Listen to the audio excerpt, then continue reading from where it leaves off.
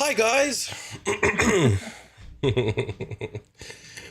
Oh, excuse me. I still have a lingering cold, so excuse the gruffness of my voice. Oh, goodness. Goodness me. Get you some water. How about Gatorade? Is that Fine. more sugar? Like That's 5%. probably Gatorade's great. acceptable, I guess. Barely, yeah. Oh, here we are again with a new D&D campaign. We got some fresh faces.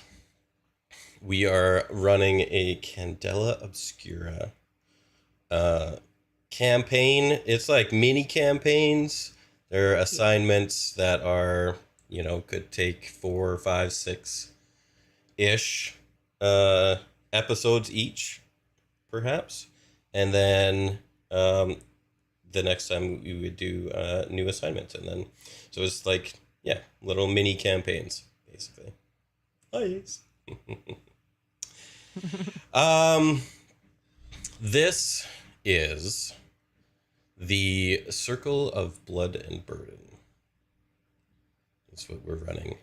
And we, once again, next week I might have a little lead up, but we have a startup video that, of course, Lady and I worked on, and super excited.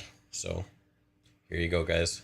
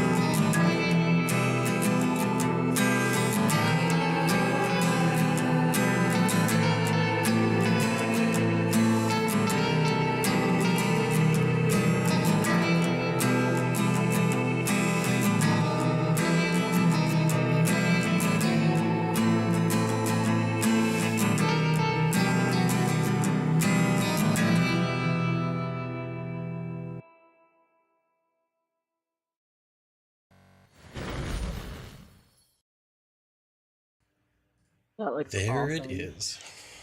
That was so good. Yeah, it worked out really well. That scene where Coffee's name pops up, for some reason, every time I went to go render it, it would glitch out, and everything would get like weird and blurry, and it took me 4 tries to actually render that thing properly. I don't know what it was about that, but it was weird. But yeah, it worked out. Arthur It was awesome. Lichtenberg's a diva, clearly. Looks great. Yep. All right. So, well, yeah. we are going to get started into our mini campaign of Candela Obscura Beyond the Flare. I will start the little cinematic intro for your first assignment here. It might be, I have it set a little bit louder, adjust your volume if you need to, but I'm going to let this play here for you now.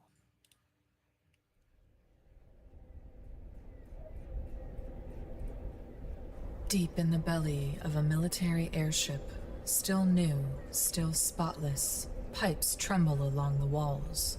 Gauges rattle, knobs twitch.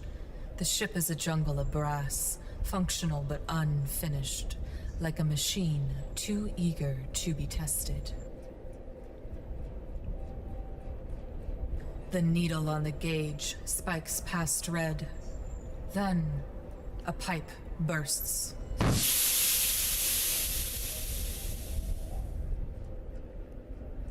Steam screams through the corridor. Red lights flash, shadows writhe. The ship feels alive in the worst way. A lone pilot stares out the forward window. His breath fogs the glass. The compass it's skipping, spiraling. We can't trust the fog's thick. We didn't chart this. It's pulling. The steam gauge is in the red, repeating, cannot change course. The wheel won't move.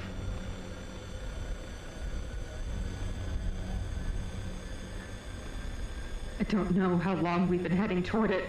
Feels like hours. I heard something out there, not an echo. Something's watching us. Mayday! Mayday! Abandoning ship! No control! I'm sorry!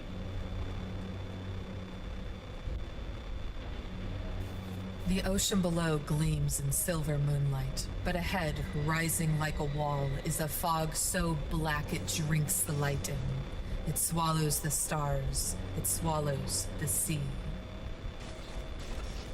The pilot grips the helm hard. Veins bulge in his neck. He strains against the wheel. Nothing. He glances down. A metal mug has fallen, coffee spilling across the floor, but flowing the wrong direction, uphill, toward him. Panic. He yanks every lever, flips every switch, dials spin, gears groan. The airship won't respond. It's not just broken, it's been claimed. The ship lurches, it dives. The mist peels back for a moment, just enough to reveal what waits below. A graveyard of shattered vessels, wrecked and warped, interlocked like driftwood in a giant's teeth. At its center, a massive stone platform, old as the ocean. The ship hits it. Metal screams. And then... silence.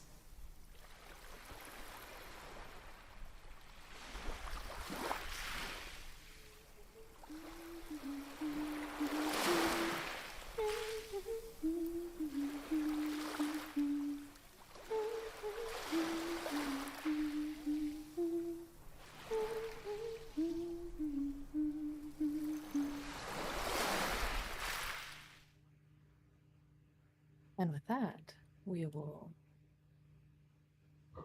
get started.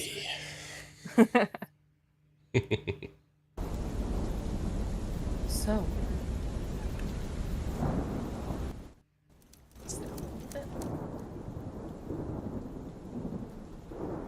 sorry, I have so many screens. All right. So you all just heard a radio transmission, and as it crackles into silence, the final fragment cut off. You are all standing in a cavernous platform around you. There is flickering lantern light with a soft glow in amber in color, reflected in pools of water left by the slow drip from the ceiling above. The broken tile work beneath your boots still bears the faded words "A stop, southbound." Half covered by cabinets, crates, and old railway signage, and around you, you see the bones of a forgotten transit hub, which has become your circle's chapter house. As we all stand here, we're going to go around the table, so to speak. Introduce yourself, your character, what you look like, and what your feeling in this moment, any thoughts you may be having, and we will get started with Arthur Lichtenberg. Hello everyone, my name's Adrian, or CoffeeFiend, and I'll be playing Arthur. Arthur is he used to be from a very noble house, a very rich aristocratic family that during the last war lost pretty much everything as the invention of electricity started to proliferate, and his family just couldn't keep up with their old business being completely replaced almost overnight. He's a tall, slender man, blonde hair. He wears nice clothes, but they're all very old and a little over-frayed. Quite a good investigation of his persona would let you know he's come from money, but he's down on his luck. He is a bit of a tragic figure, but he's apprehensive at the beginning of any investigation for Candela. He's experienced the problems that come with phenomenon in a very real and personal way in the past, and he, as a result, has a healthy respect for them.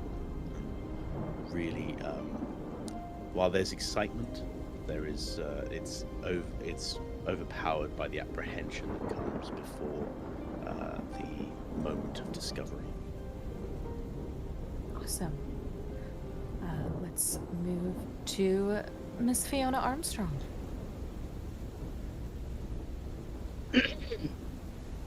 I'm Ace. I will be playing Fiona Armstrong.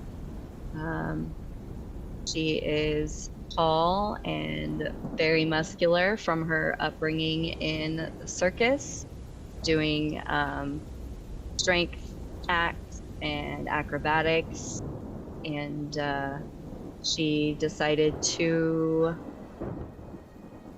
explore the world because she was tired of having to always stay in the tent and view the world from within its boundaries. So she decided to strike off on her own to start exploring the world.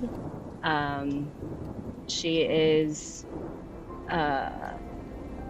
feels very strong family ties with her family, but as she hasn't been with them for the last, number of years, she's hoping to find that connection with the people within her circle, and is very protective of the people that she considers to be her new family.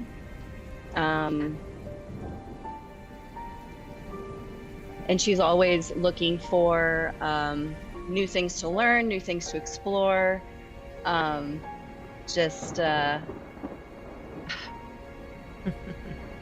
It's okay. Sorry. All good. So she's constantly got kind of her ear to the ground for new adventures and things like that. I'm trying to think of what else I should include. That's good. Would you say in this moment Fiona might be feeling excited for a new assignment?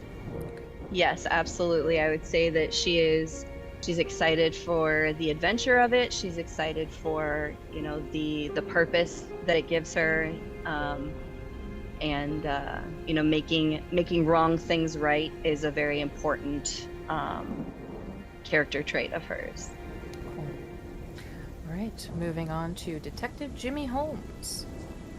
Hello, I'm Quinn with an I, not an E. I will be playing the detective role, and I'm Jimmy Holmes. I'm tall, pretty muscular, brown hair, well-to-do, but not afraid to get dirty on assignment, especially if it is required. I'm definitely excited about the mission and not apprehensive in any way. Let's see. I think that's pretty much it for my character. Okay. And Dr. Alaric Quinn. I am Exaltimore. as most of you know. And I will be playing Dr. Alaric Quinn. So Alaric grew up on the poorer side, and he always wanted to help those that couldn't help themselves. He did some time in the war as a medic, and as you can see, it kind of weighed on him from his character picture. Very similar look, like he just always has that like look of downtrodden a little bit. He comes off very abrasive in many interactions, but he always means well in the things that he does. So he is always out to help a man in need. And a little bit of, like I say, the military background, so he has a little bit of that knowledge, but never a frontliner. He is always there to rush in, take the guy, and pull him back to, you know, safety. And he has his own little clinic set up, just him and his assistant. And whenever he gets an assignment from Candela, he's a little bit like put off from it. However, he is excited to discover more about this phenomenon and, you know, this weird world of the unknown. He had a run in it with a patient, and it always piqued his curiosity ever since then. And so we have the Circle of Blood and Burden. Sitting behind a desk that could be salvaged from another century, you see your Lightkeeper, Lenora Blackwood, wearing a dark blouse buttoned up to the throat, sleeves rolled up, and her staple pearl necklace around her neck. She clears her throat and just looks at you all and says, "This transmission came from the pilot of an experimental airship over the Glass Sea, before he vanished. We believe the wreck lies at a convergence site with high bleed and possibly a failed vault. You all should expect involvement from the Exoteric Order of New Sciences in some way. They have their hands in everything. You'll rendezvous with Captain Devere at Dock 7.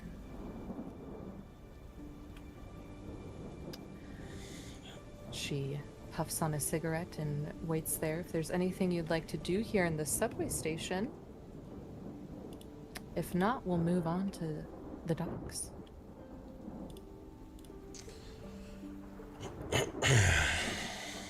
Back at it again, eh?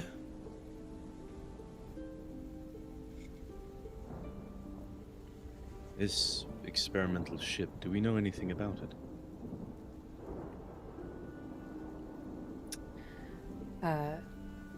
Lenora looks up and says, unfortunately, we mostly only have that transmission. Now, there were reports of certain experimental ships during the war, and it's potentially related, but as far as we know, it went down somewhere out there, and we only have its last coordinates. This ship isn't from the Navy, is it? We heard nothing related to the Halen Navy. Maybe a freelance pilot. Do we know if the crew is just this one pilot or if there are more? We had no reports of anybody else on this ship. Fortunately, that's just information we didn't get up front.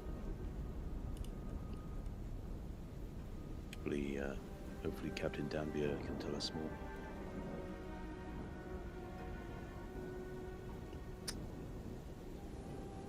Do you all head to the docks? Right. Sure Do that it my then. pack is ready and completely good to go. Okay. Yeah, Arthur's checking his Same. various odds and ends in his coat. His history as an occultist has brought him many sort of small knickknacks that come in useful for this sort of investigation. So he's sort of, from the outside, you see him sort of looking like patting his coat, looking like, "Where's my wallet?" But it's each pat has its own location and its own knickknack that's hidden away. And once he's reassured they're all there, he sort of nods and thanks to the Lightkeeper and is ready to go. Right. Jimmy packs pretty light, preferring to rely on his wits than accoutrements. So he's ready to go at a moment's notice. All right. We cut to Hollow Harbor. It creeps into view beneath a bruised sky. The waters are unnaturally still for the storm that is obvious around you. You see the dock is dotted with ships and some larger military vessels. The air grows heavy with brine, mildew, and the quiet weight of watching eyes. As you all walk along the dock, you find the vessel moored at Dock 7, a long, narrow steam cutter with peeling black paint, and its name, The Mourner's Wake, is stenciled along the side. At the end of the gangplank, a man waits. He's tall, weathered, his coat is snapped tight against the wind. His beard is more salt than it is pepper, and his eyes are dark gray. I've posted a photo of Captain Dever in the Handbills channel. He eyes each of you and points towards the mourner's wake and says, "This sea's got no God and less mercy. Keep your eyes low and your mouths shut. There's things that listen out here."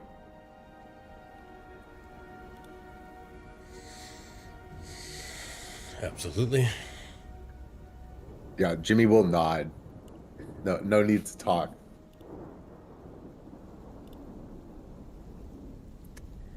As you all... Arthur sort of nods to the captain and agrees sort of wholeheartedly. He's not in his element when there's ships or hierarchies involved.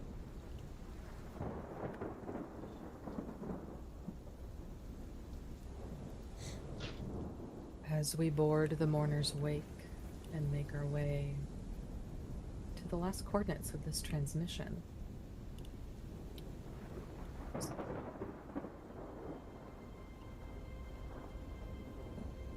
That's my There are theory, some too. other crew along the ship with Captain Dever. He is not the only one. And as you all find your place, maybe in the cabin, up with Captain Dever, you see he leans on the railing with a lit tobacco pipe. And he looks at you, Dr. Quinn, and says, "Did you ever hear of St. Vera's Mercy? You were in the war, weren't you?" The name rings a bell, maybe? It was a mail steamer back in the war. It carried dispatches, letters, and sometimes soldiers' ashes home. That ship never made it. Never made it, you say? Some folks say it went down right near where we're headed.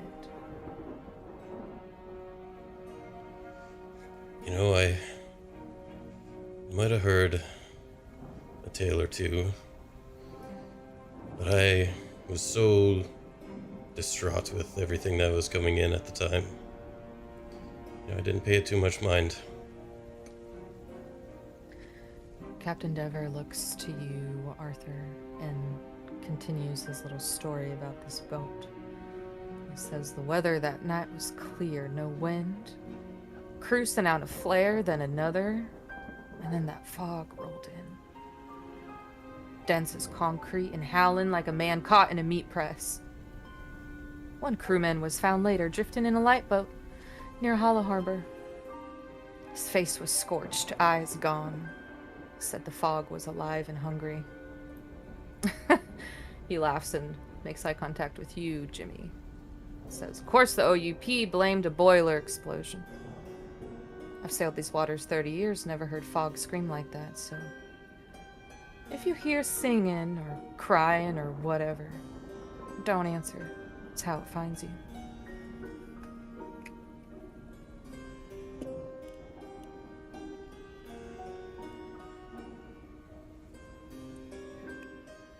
Moving forward, as you all embark on this not too far of a journey on the Mourner's Way.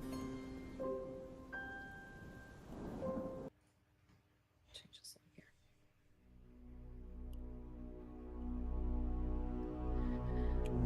You all begin to see it. You see wrecked hulls listing in the shadows, timbers split and sun-bleached, tangled with seaweed and silence as the boat slowly approaches this mass of wreckage seemingly floating in the middle of the glass sea.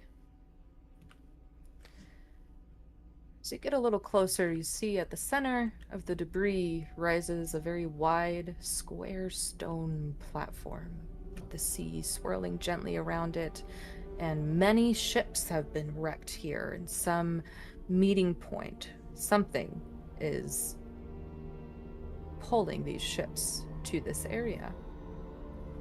Captain Dever looks at you all and throws down the anchor. I'll wait here for as long as I can, but I will leave you if I have to. Just want to make that clear up front.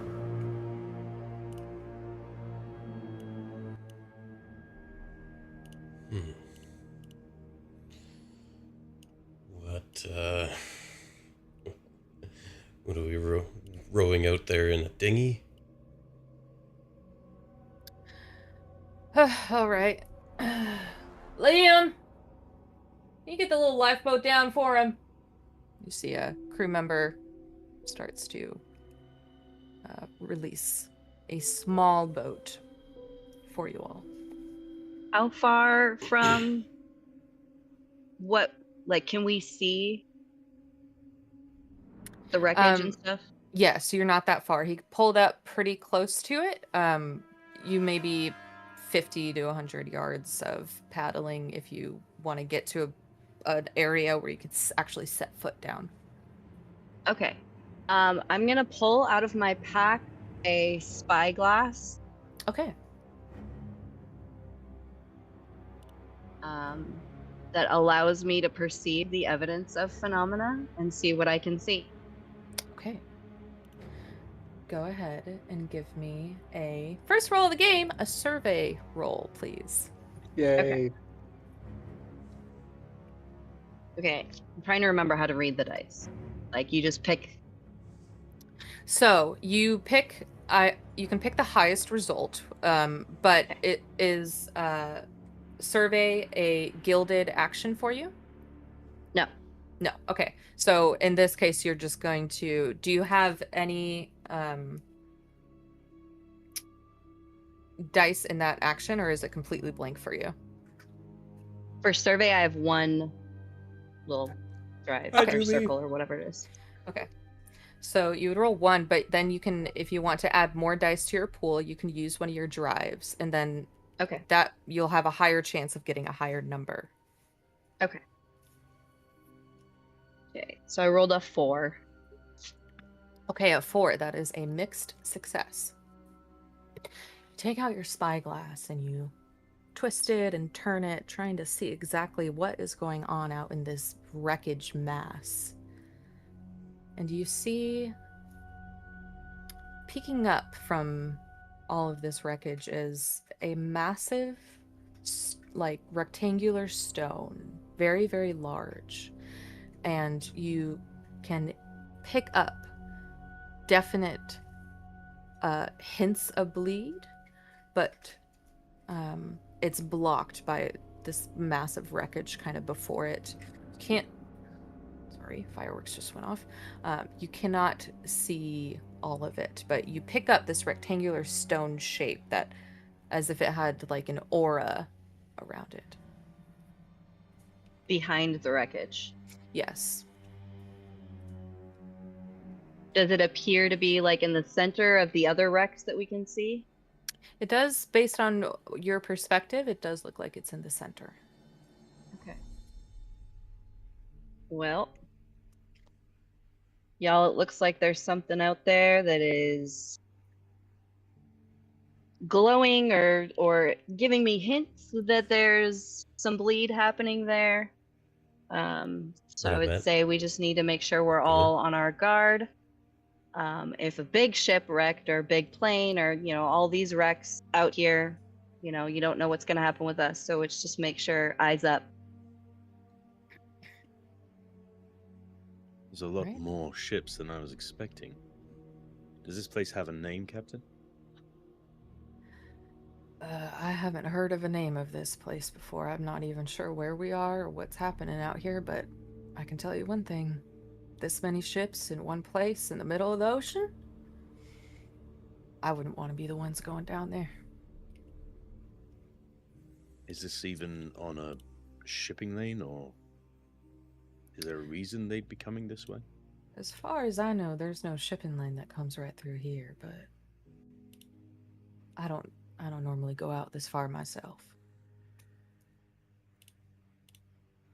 As you're kind of eyeing that wreckage a little bit more, Arthur, you see it's definitely water vessels, but you also see some wreckage of, big, massive balloons, of aircraft as well. Dirigibles. Dirigibles! Yeah, he's the same thing. Crashing ships at sea is, makes sense. A rock, a small island half submerged or something like that happens to take out a lot of ships. But he's struggling to see a natural phenomenon that would take the airships from the sky as well as the ships in the sea, and immediately he's sort of well, that is interesting. That is something I wasn't expecting. And the sheer number of these wrecks is concerning. Like how old do some of these wrecks look? Are they all recent, or is there a way that he'd be able to tell? You can give me a focus roll. Check my focus, and I have yep, dice in there.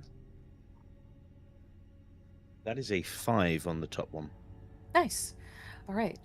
You take a closer look at all this wreckage, trying to gauge how old some of these might be, and you definitely can pinpoint some that would have been used in the last Great War, so within a couple of years. And you look and you can kind of infer that potentially some of these could be as old as 8 to 10 years ago. Not ancient by any means, though.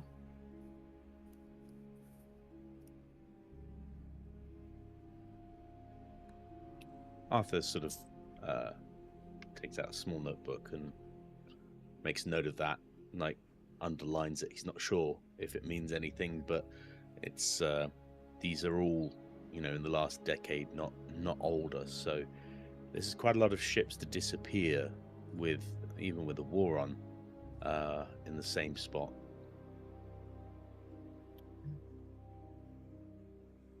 All right. All of you get into the little boat and paddle your way up until you kind of hit a mass of this wreckage, and you gather that you can probably step out onto it. I don't like the sound of that, probably.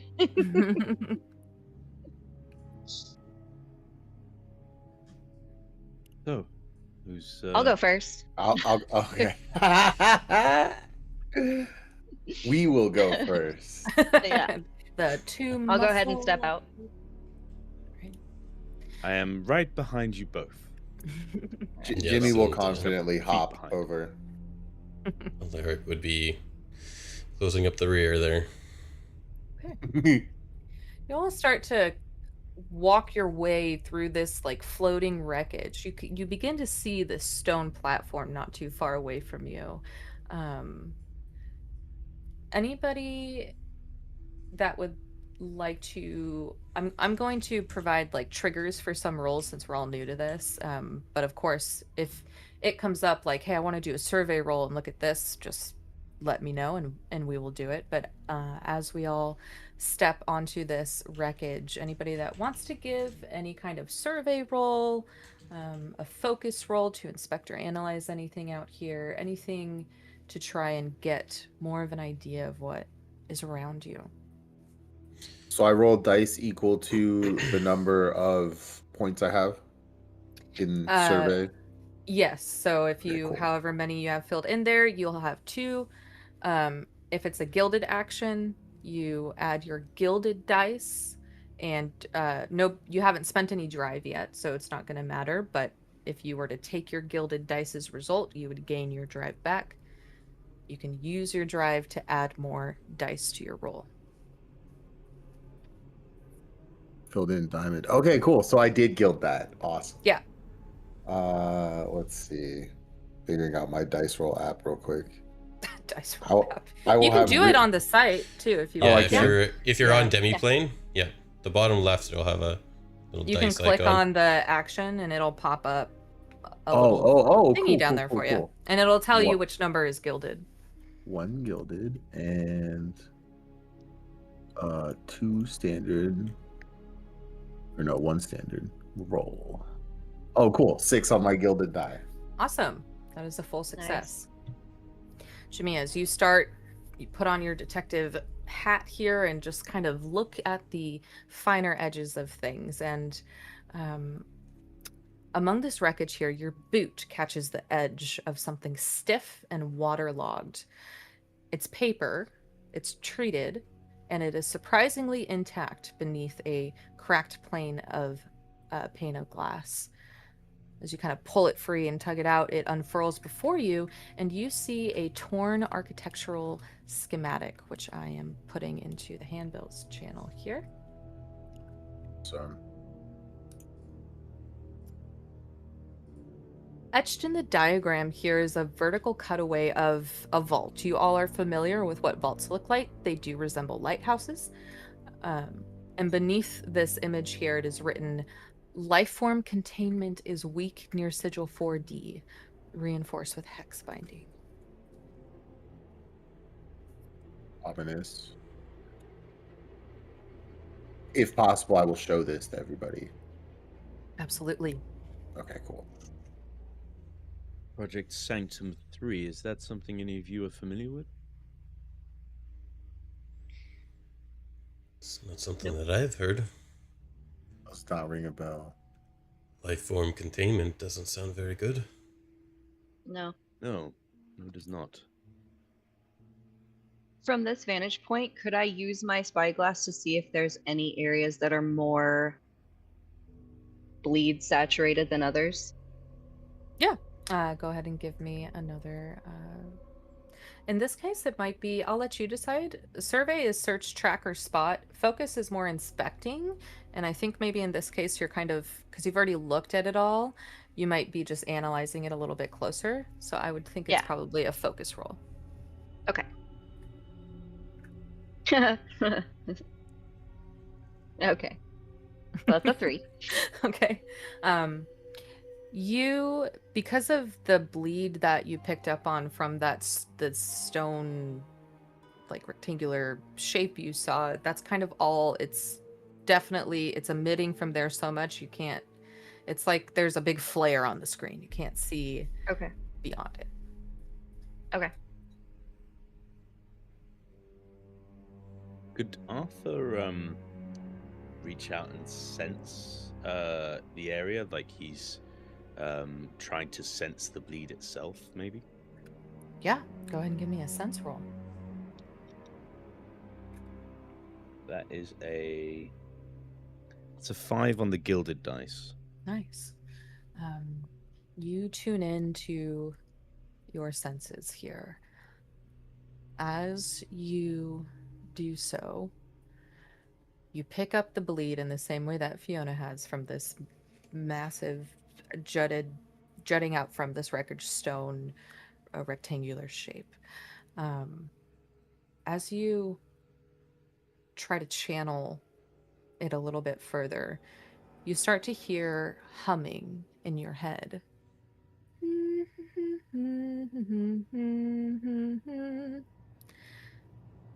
As you do hear that, you then hear another scream, and the stone platform that you see off there, it's like you see a crack in the center of it, as if it's a door opening, but it's bleed that's opening from it.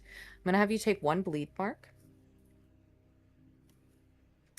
I have a ward, which gives me a soak of 1 bleed. Awesome. But I wanted to check with you one thing. I also have an ability called Let Them In. Right. Whenever you take 1 or more bleed marks, you also gain additional information about the phenomenon that harmed you. Ask the GM 1 question about the source of the bleed. Would that still trigger if I soaked the bleed point? There are 2 different abilities? Yeah, so one is an item, the ward. It gives me a. I would say supposed yes. to You be a could use 6-1D. both, because you're soaking it and then you're using your other one to. Yeah. I would rule yes. Yeah. So There's no like rules on how often. Yeah, as the bleed washes over him, he sort of he feels it flood into him, and he focuses in on the humming. It's the humming they heard on the radio as well, I assume. Yeah. He reaches out with his feelings and tries to ascertain something more about the humming person, or the being that was humming. Yeah. Specifically, what does the humming person want from me? Interesting question. One moment while I scroll through my notes here.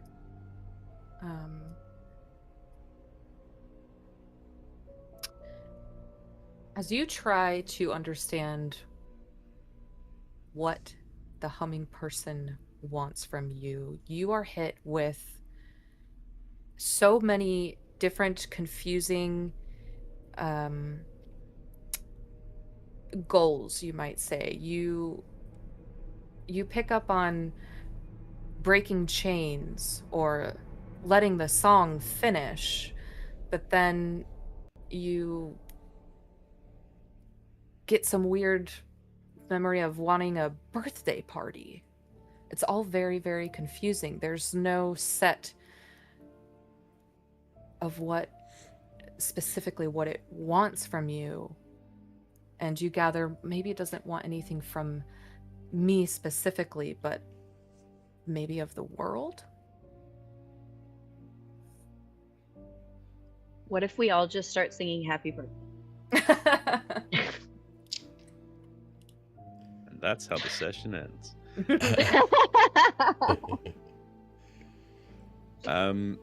Arthur, having he's currently stood with his arms not splayed open completely, but wider apart than usual, just soaking in this bleed.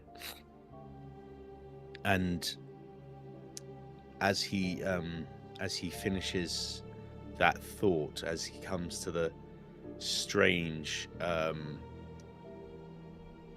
wish for a birthday party from this otherworldly entity that he's not familiar with, he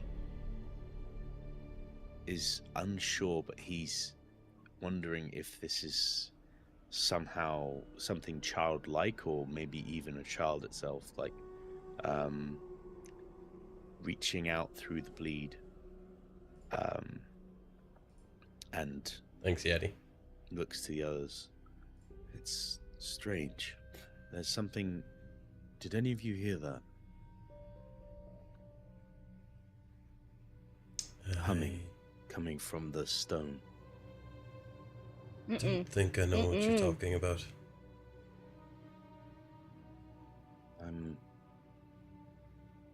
Some strange notions of breaking chains and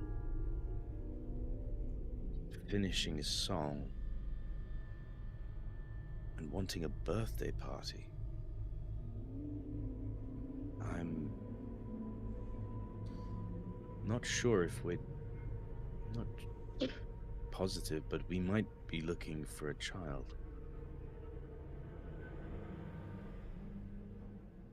You think that was maybe the hummy that we heard at the end of the recording? It sounded very much like it, yes. The bleed reached out to me, and that's what I got from it.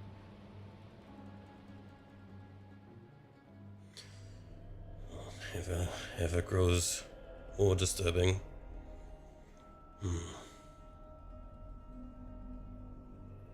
Jimmy, You can all I take a look hear- at that blueprint, please? Absolutely. Hand it right over. And can I actually inspect and analyze it and see if I can pick up off of any type of pattern that might be apparent with these symbols? Sure. Go ahead and give me that roll. 5. 5. Inspect it a little closer here, and these aren't necessarily symbols that you recognize yourself, or I will say you pick up on some of these being symbols from eons, the Exoteric Order of New Sciences. Definitely their hands touched this, it seems like to you, but the order of them doesn't make any sense. You're not sure if they are locking something inside or preventing something from going in. It's obvious to you there's a door, and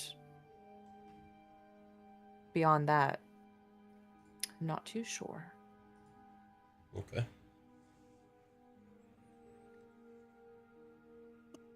Do any of us know anything about hex binding?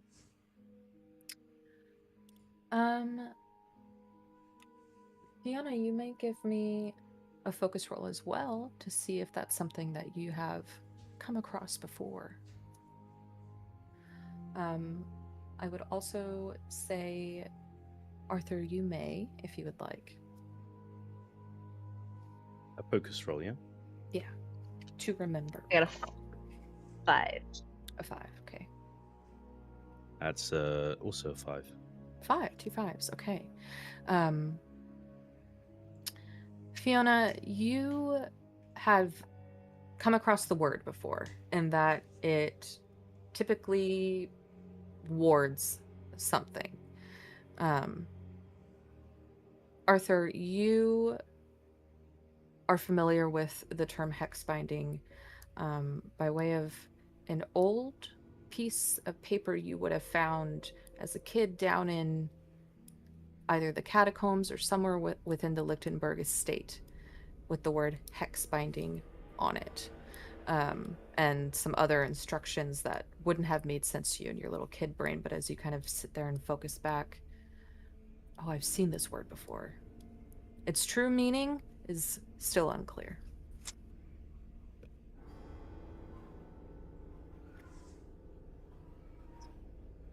Like something half forgotten. I've read something about it before, but I don't know what it could be beyond some form of ability to seal something from the name.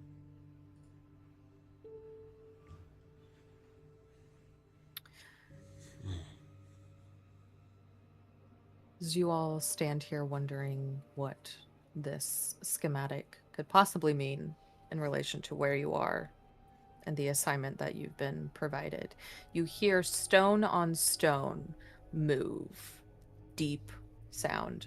And Arthur, you feel that bleed that you reached out to before kind of like hit you in the chest as that stone platform you picked up on before, Fiona, opens into a door.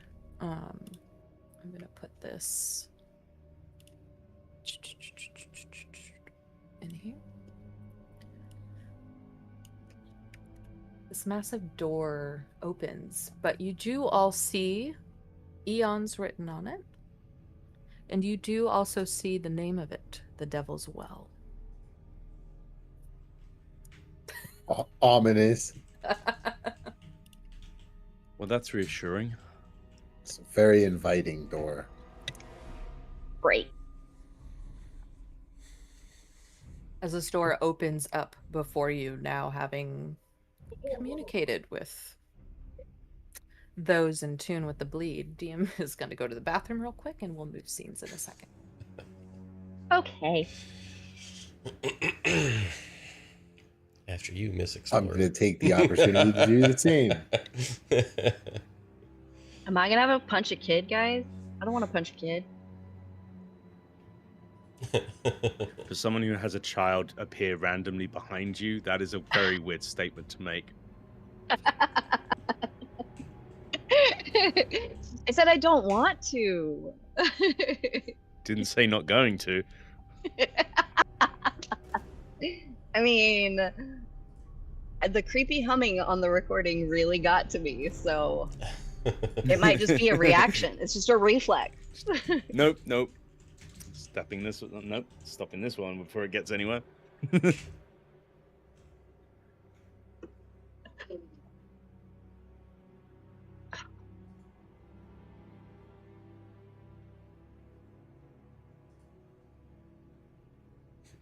Please punch a kid. Lacey, settle down. Lacey's such an enabler. She is. Kiss him. No, punch him. No.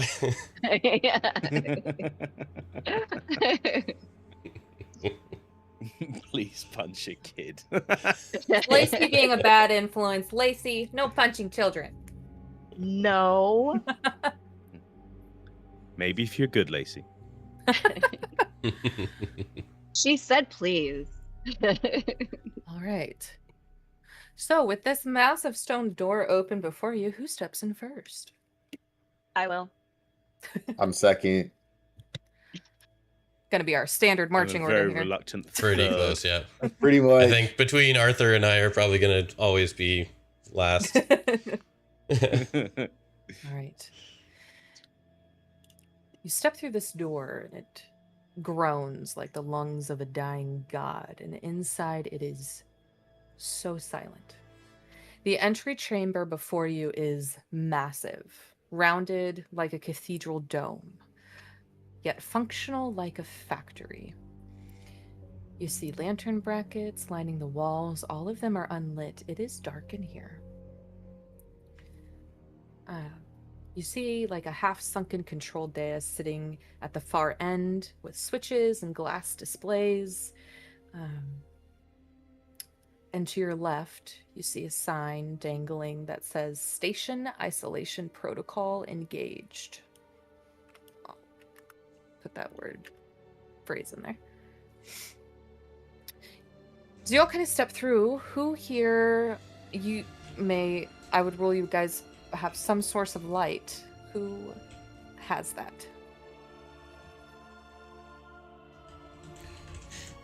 I'll have that. Since I'm second Yeah. in the marching order, I feel like I should definitely have that. Okay. Jimmy, And I Holmes have a with the bleed lantern detector light. that can be a small flashlight, so Got it. it could be both. Mhm. Stuff can be two things. Do we smell or hear anything? Yes, you smell oil. You smell salt. You smell wet ash, a little mildewy. And as you all kind of step forward into whatever this place is, and Jimmy holding that lantern light up, stepping through slowly, you see lining the walls and the ground is this bright orange fungus. In addition to that, you also see these old display cases kind of set out. I do have this image to kind of set the area for you.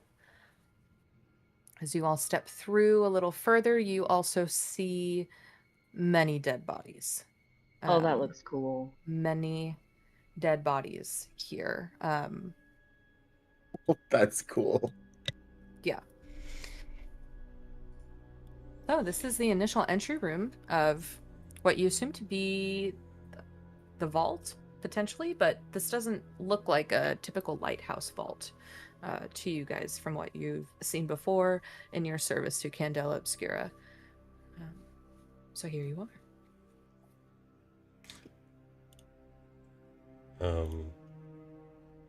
Alaric would be very intrigued at the fungus that might be growing and you know, interested if it has any danger or of benefit. So he will start to move his way towards it, and being very careful, he would pull out a little canister and take a sample of it.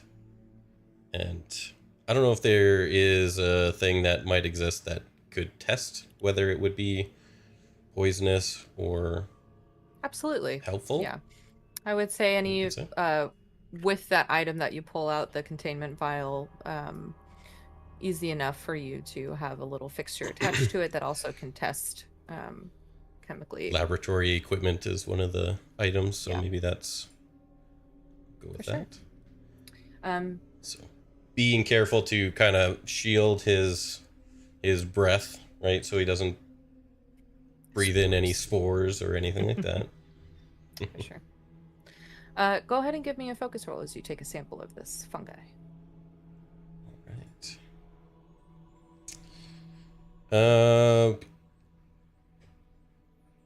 Contemplating if I want to add a drive just so I don't get a failure. I will add 1 drive. Oof. It's a good thing I did, because I rolled a 2, 2, and 4. So I'll go with Nice. the 4. Ouch. Mixed success. You can't say for certain that this is poisonous or not. You do believe it is like a death-eating fungus. Let's say it is attracted to states of decay. Yummy. Okay. And can I potentially see roughly how long this stuff has been growing? It is Rough window. almost everywhere in this entryway. So for it to have spread that far, and you see some of the like skeletons around here, and it's almost like some of the bones have been infused with that fungus. It's been several years. Well, there's been a lot of death here for quite some time, it looks like. Yeah. Not the most welcoming of rooms. Can we observe the method of death that these corpses or remains suffered? Sure. Yeah, that's another focus roll. Lots of focus rolls. Okay. It is a detective-esque game as it is, so. Ooh, 5. 5. You kneel down to one of these bodies here, and not all of them are complete skeletons. You find one that appears to be a little bit more well preserved. You find one that is wearing what is akin to a hazmat suit in our world. And you look closer, and the visor is like shattered off, and you can see their face in there.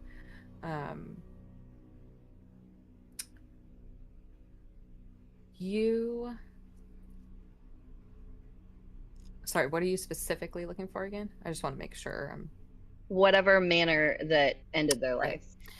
This person in particular, you see that their eyes are scorched as if they were burned out of their skull.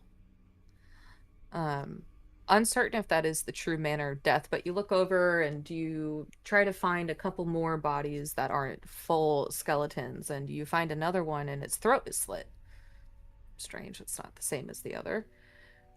As you kind of move through this room here, looking at these bodies, trying to gauge what exactly happened here, you see at a far doorway on the opposite side of this room a pile of bodies, as if they trampled over each other trying to run away from something, and they all died in that spot together.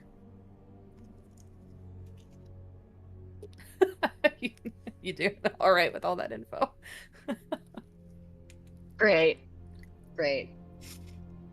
I am going to pull my very small pistol out of my boot and just kind of keep looking Right. around. Okay, you've got a pistol. Arthur would take his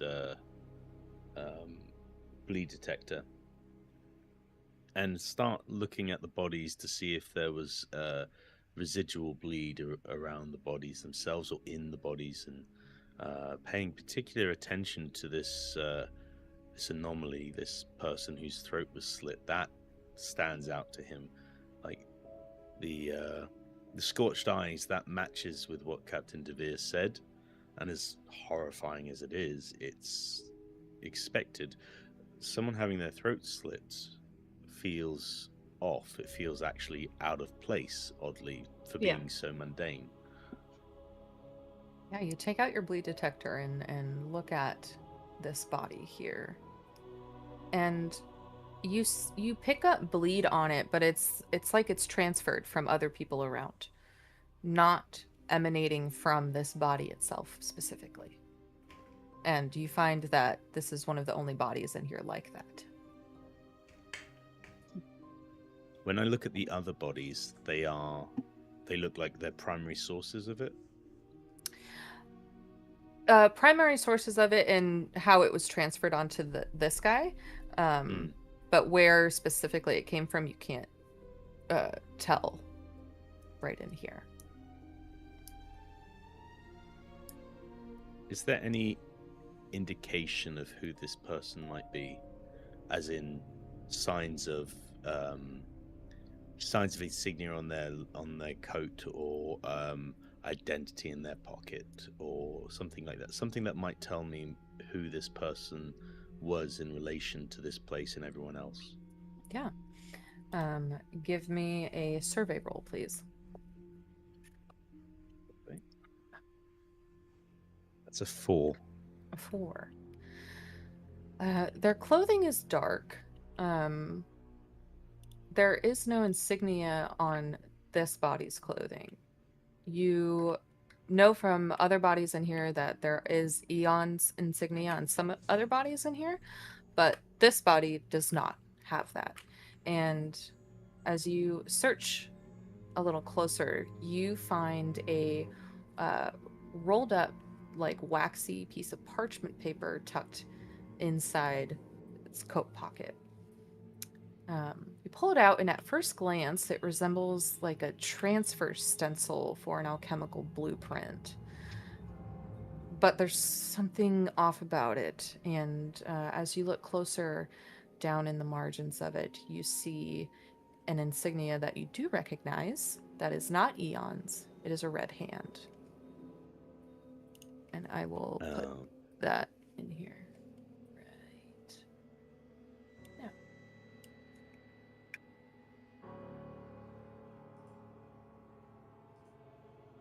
Whoa. That's wicked. Would Arthur have seen sheets like this before?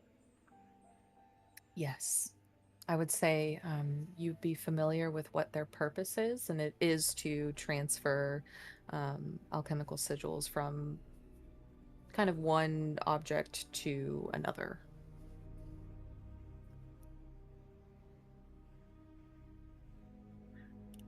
This one's different from the others, and he seems to have been carrying some sort of alchemical sigil transfer sheet. I'm not sure I can make out what it is supposed to do, but there's a symbol of the red hand on it. As you still have your bleed detector out and kind of look at this a little bit closer, it starts to register as like a contradictory frequency to you, like as if it's intended to ward one system while suppressing another.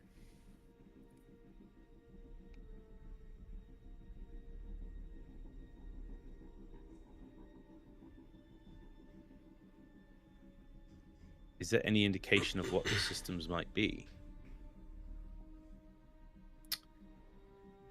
I'll have you give me another focus roll to try to glean what that might be from this. That's a 5. Use non-gilded. 5.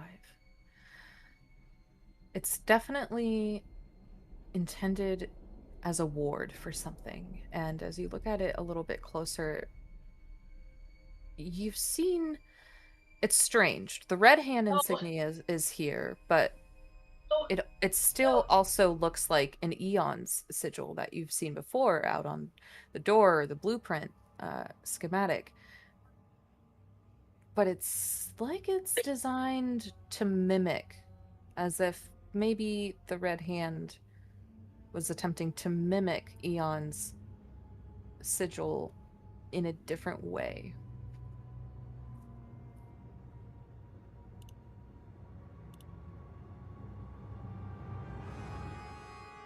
So essentially, from this standpoint, right now, it doesn't quite make sense to Arthur. It looks like it's counterbalancing two different magical things, dropping one while raising another, and the symbol seems off, like it's being used the wrong way. Yeah. Arthur shares this with everyone, but unfortunately doesn't have a conclusion to draw from that yet. But he's going to roll that up. After passing it around to show everyone, he is going to roll that up. He's going to take it with him. Were there any... Sorry. Potions? The potions, do they have any type of medical... Would Alaric know anything as far as Potions? Yeah, it looks like the symbols of potions there on the corners there. Or is there anything? You'll have to forgive that. Yeah. I don't. Okay. Yeah, those aren't real. I would say like the circular structure is really truly what the symbol is. Like, I can only get what I want out of AI so many times. I know the deal. All right. So would any of the symbols on the wax piece of paper that Arthur found match or closely resemble the schematic of the lighthouse? Yes. Do any of those line up? You look at them both in hand. Some of them do. Not all of them, but they do look very similar. Okay.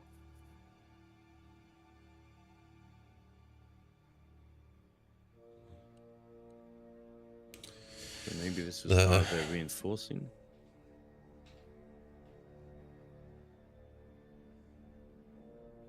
Yeah.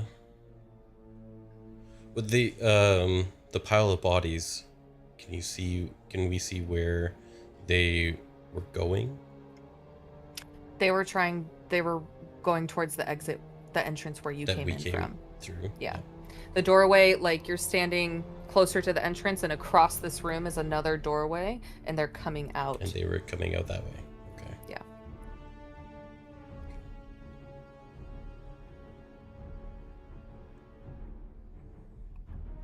And there's no symbols on that doorway. Mm-mm. It is an open doorway, no less. You see a hallway extending beyond it.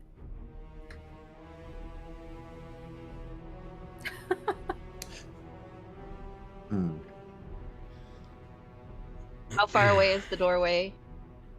This is a pretty big room. It's maybe 75 feet on the other side.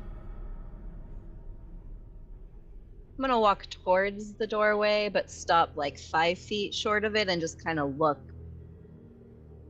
Okay. I will pull out a knife and follow behind her closely. Okay. You both peer beyond this hallway, and It doesn't go on for very long, and you see it kind of branches off into different directions. There's the pile of bodies on the floor before you.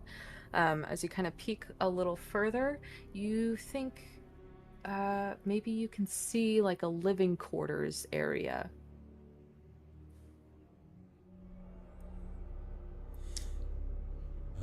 As Alaric comes up to the bodies, he's going to crouch down and kind of inspect a few to see if there's any, again, out of the ordinary. Anything odd about them, the manner of death. Yeah, I'll tell you up front without a roll, all of them have their eyes scorched. Okay. If you want to get insight to anything further, we'll do a roll. Yeah, I will try and see any manner of anything. All right. Focus. Dual 3s, but I'm going to take a gilded because I get a drive back. Okay, so a 3. Yeah. You don't really pick up on too much else. Their eyes are scorched, and as you kind of look closer inside one of their like heads here, scorched in through to the brain, it looks like, and that probably killed them. How that happened, no idea. It's fair. Are their mouths open? Some of them have their mouths open in agony. Some of them do not. Their expressions are fairly frozen in their last moment.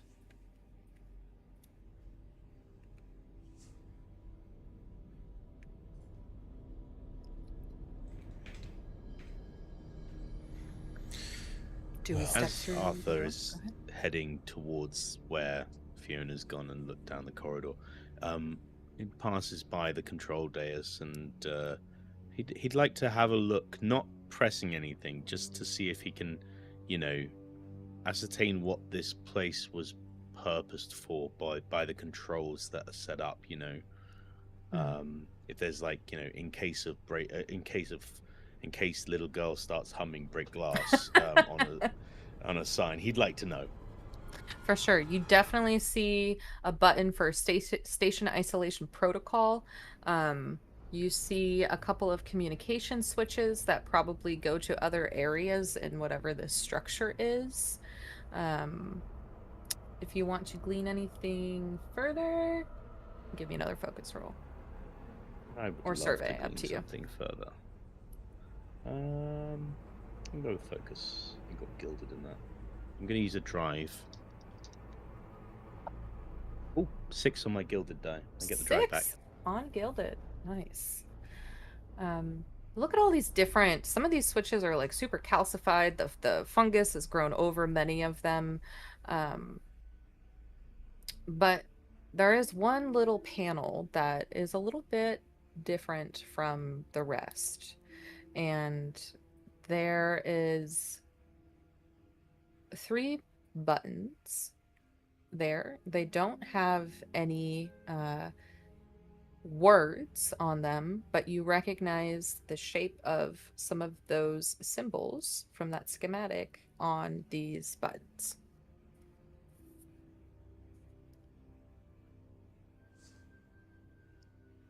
Is it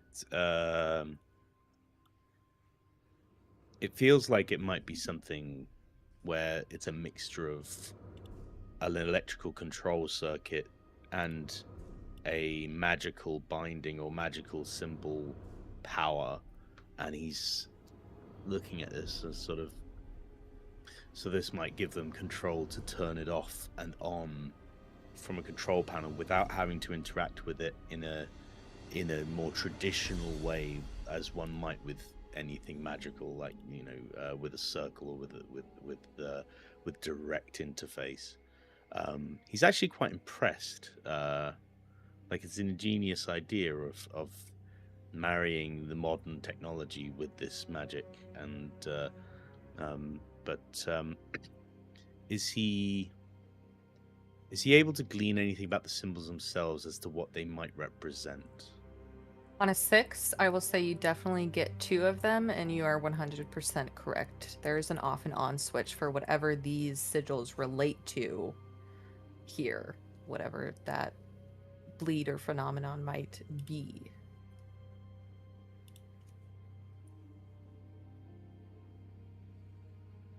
But the third is a mystery to me. Yes.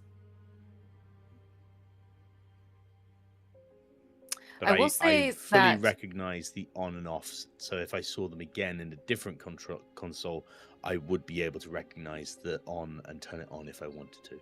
yes. I will say that Okay. the third sigil, and again, it's going back to that schematic and with notes of the red hand and notes of eons here. That third sigil, it looks, on a 6, I'll say it looks like it has been drawn wrong on purpose. On the sigil or the... And is that On the sigil, yeah. And is that on the console or in all? Do I get that? Is it identical in all three sources? But it looks like it was designed wrong, Yes. like a backwards N. Yes, the something like latter. All 3 sources now with your schematic and that transfer sheet. There's this one remaining sigil that looks like it was purposely written incorrectly.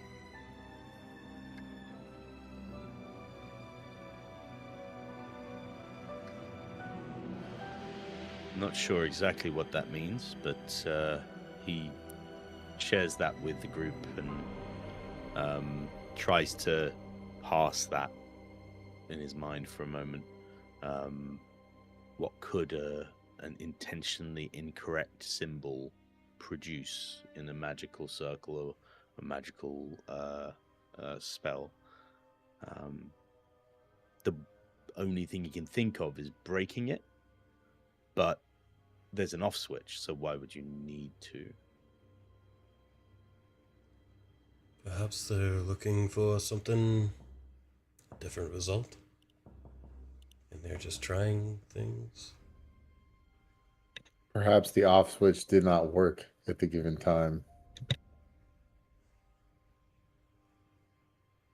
The only thing I can think of, may not be, but if you have an on switch and off switch and the off switch doesn't work when you pull it, a building like this, designed for securing something, maybe it's so dangerous that the option may need to be there to destroy the building. Maybe a self-destruct? But it seems remarkably easy to press if it is. I mean, there's no safety, I'd expect there'd need to be at least a key or something. Should we look down the hallway? Was there any bodies that were going for the panel? Like, noticeably going for the panel? You do see one that kind of frozen in its death, reaching on the floor there. Can I reach down? Can I inspect him and see if he has anything on him that would indicate who he is, or if he has any information? Give me a survey roll. I will again. Oh, a survey? You're searching? I'll do the survey roll. Okay, I will aid him then, and I will provide a drive. Standard. So you can add 1 dice to your Gilded. survey roll from Alaric. Cool. I too will stand use over the them, drive, nothing. and I get to gild 2 dice. So I get 4 dice, and 2 of them are gilded. Cool. Gilded 6. Easy. Get my drive back. Nice. Okay. As you bend down and see what this body might have, you do see a little name tag with just a first name. Tarek, Tarek. wearing kind of just like a lab coat, like a white lab coat. Appears to maybe be a doctor of some kind. On him, though, you don't find too much else except for you find this little like pocket book, and so you open it and flip through it. It's, you know, those like moving images where the book, you like move through the pages really, really fast and the image starts moving. It's one of those. And this music is a little too intense. Wait a second. The music's making me like. Sorry. Yeah. It's very It's the girl from suspenseful. the ring flicking through the book coming out of you. Just waiting for the baby crawling on the ceiling. But you find this little picture book here with a little scene, and as you flip through it, you see these are stick figures, and it does appear to have been drawn by a child. You see a smaller little stick figure holding hands with a taller stick figure, and they kind of move and are walking through what looks like a little park, and then the scene changes to the both of them at a birthday party, and then they eventually just kind of walk off the page, so to speak. Happy birthday to you. Fiona, that is incredibly creepy. Gave me chills.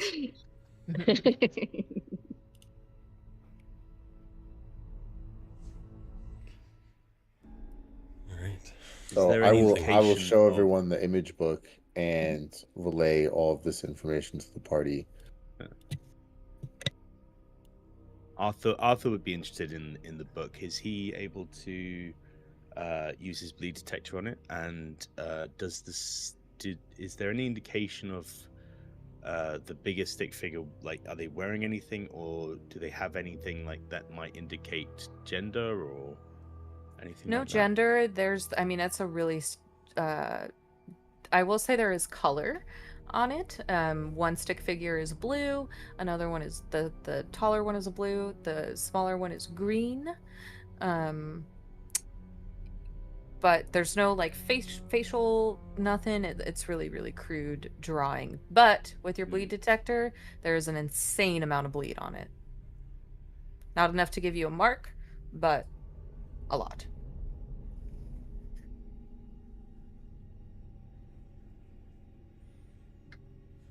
If I use my spyglass to look down the hallway while he's examining this book. You don't. There's a lot of like residual bleed just from whatever event obviously happened here. Outside of that, down the hallway, it feels safe enough to step through. Okay.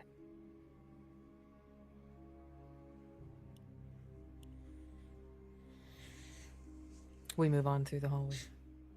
Yeah. We Yep. take the book. Tally with ho. us. Yeah, take that little book. All right, so you pass through this like sealed bulkhead into this narrow hallway. There are some doors hanging askew. Inside each room in this hallway right now, you see cots bolted to the floor. You see lockers left ajar. You see some photographs of people, their families, they, pinned on near their cots and whatnot.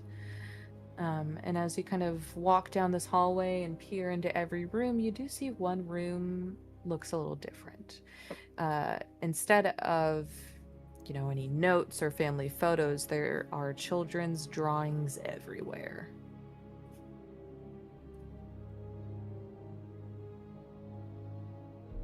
That's not creepy at all.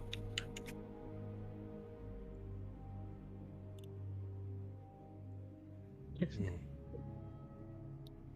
didn't ask how big the room is. I said cast fireball.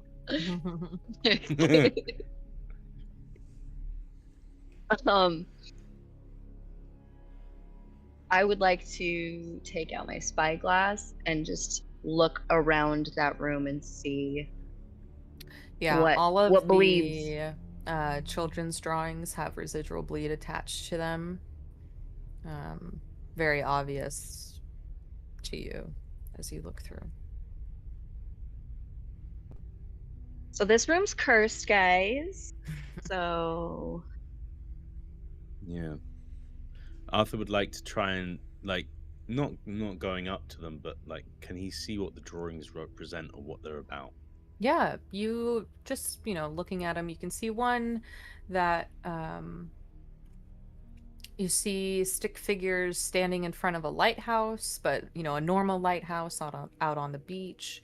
You see another. You actually see a couple birthday party scenes with different stick figures. One of them has like a little pinata in it. You also see another one that is more detailed than the rest as far as children's drawings go. And this one is of a you try to glean exactly what it is through a child's mind, and it's like this massive arm and hand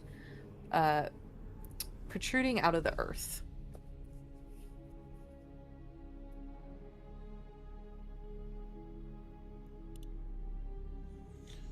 Is the hand drawn in the same, like, does it still look like a child's drawing, or is it like an older person's drawing? It looks like a child's drawing, and then like underneath child's drawing and on top of it, maybe not a child, refined some details to it.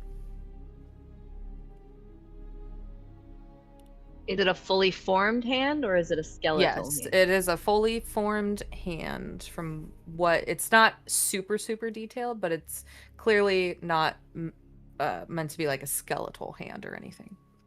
Okay. Is there any like nightstand or anything like that that's in? There is. I think Alaric will just kind of walk towards it and investigate if he can find any information that maybe the name's kid or the kid's name or any namesake of any sort. Yeah, give me a survey roll.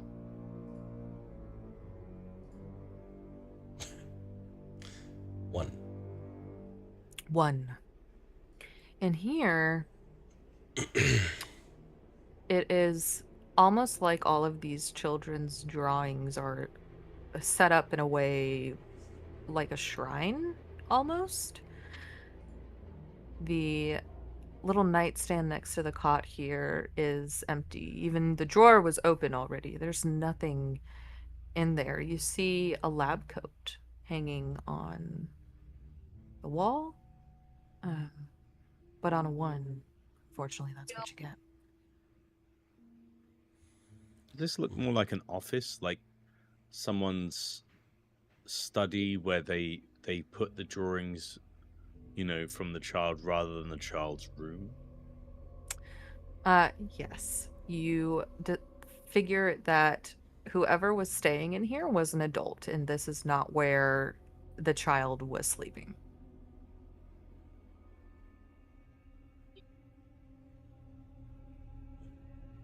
But they put up all of the child's drawings like a parent might. Yeah. I'm gonna put it right here, right on the fridge, so everyone in can the see trash. it. That's a special file. That's The trash can's a special file. Yeah. Would anybody else like to do a survey roll in here? I will. Okay. Let's see. We get -1. Roll.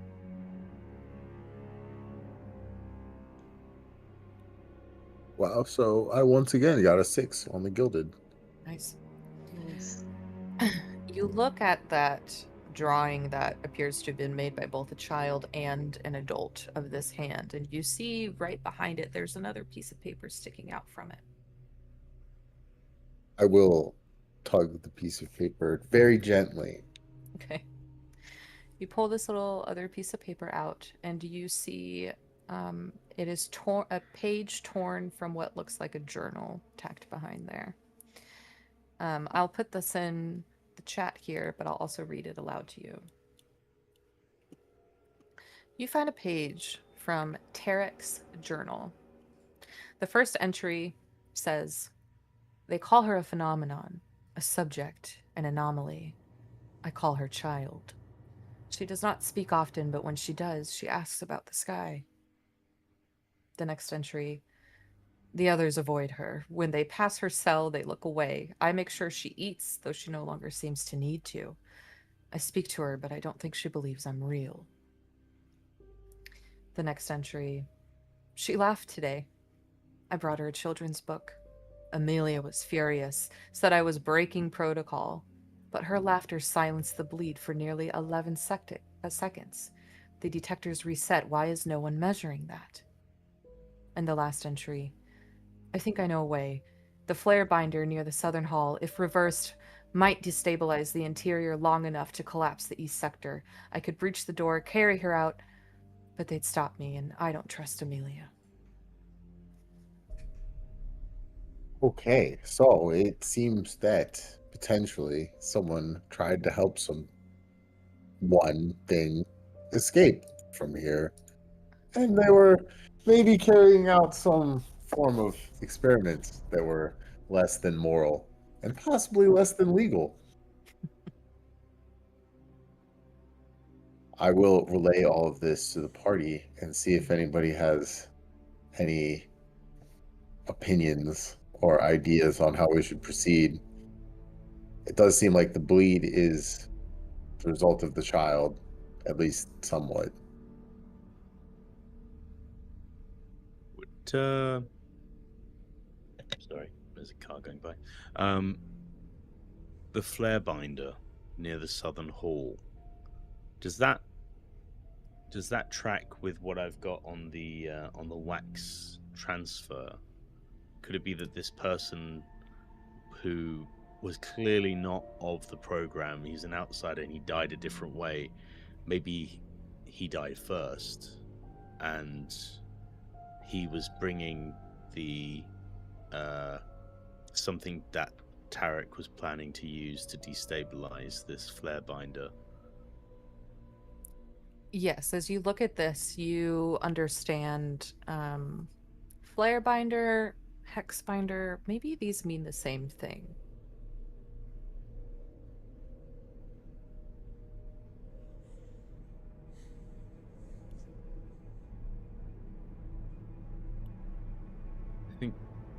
I think his contact was the one who...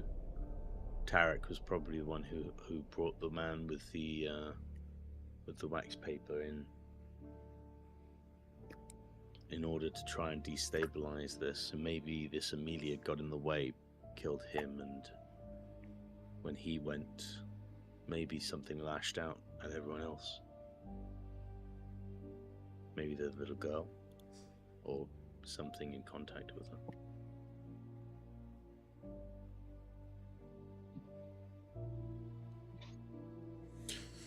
Yes, it very well looks like that.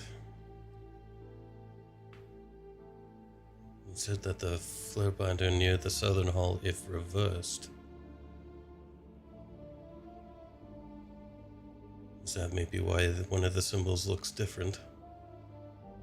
Yeah. Possibly. And the alchemical paper the man was carrying, it seems to suppress something and increase something else. Maybe it was intended to reverse this flare binding. But if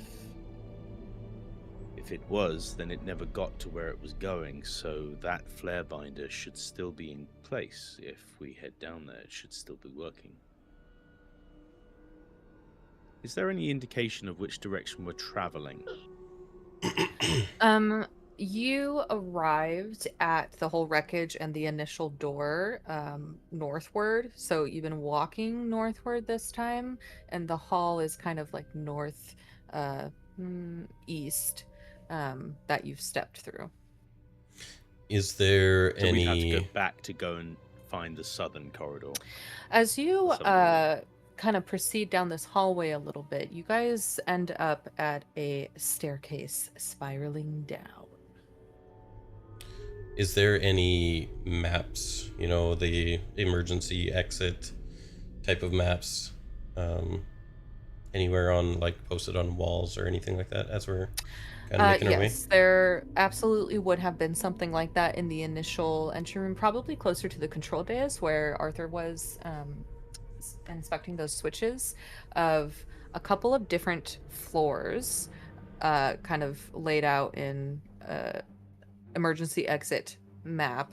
You see you would have seen on it maybe 3 floors, and they go down and something clearly at the bottom, up, out. Okay.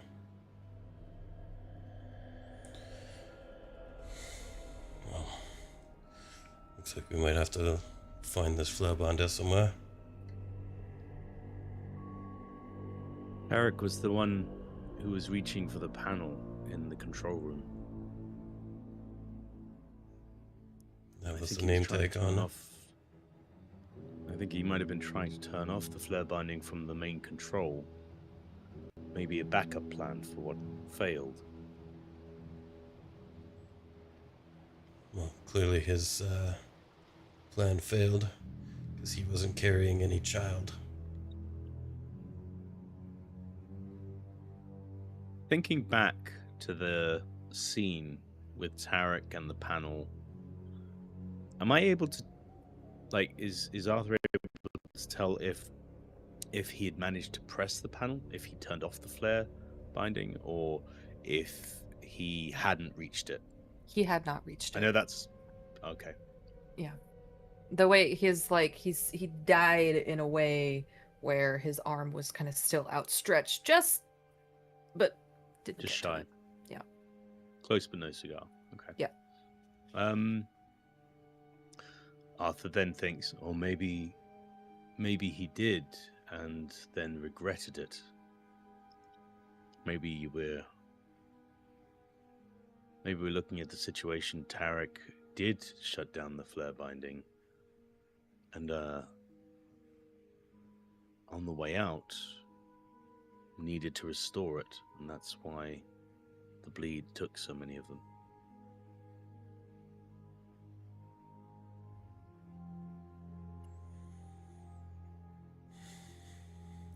Guess the only way to find out is to go further down. Yes, I think so. We're going down. Yep. Let's go. Yeah, I'm totally not apprehensive at all. All right. You all continue down the hallway until you come to this metal staircase spiraling downwards. As we begin the descent here,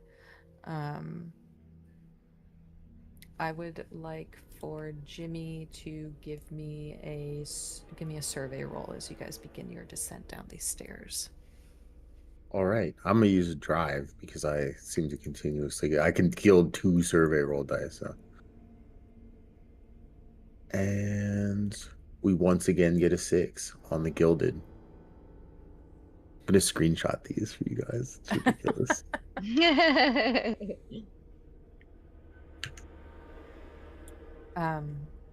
Right.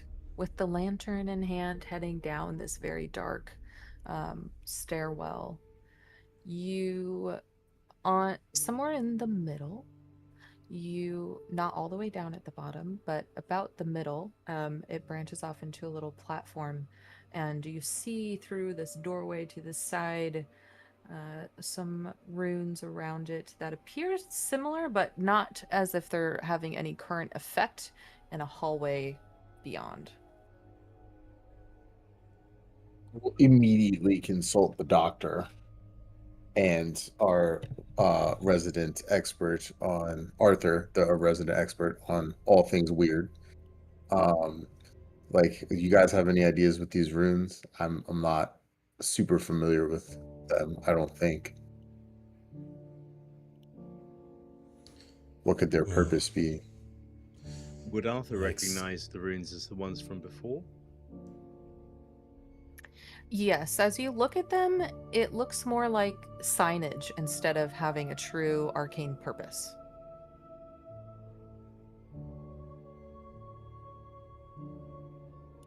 So maybe using the runes as I mean, they don't look like just another language, do they? They're clearly alchemical in origin, or Yeah, yes.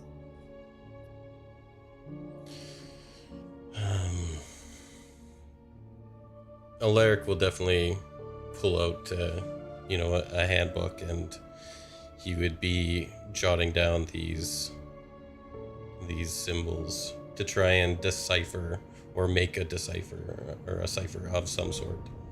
Okay. Trying to Absolutely. piece Easy enough things to do. together. The old graphite and pencil paper against the wall type deal.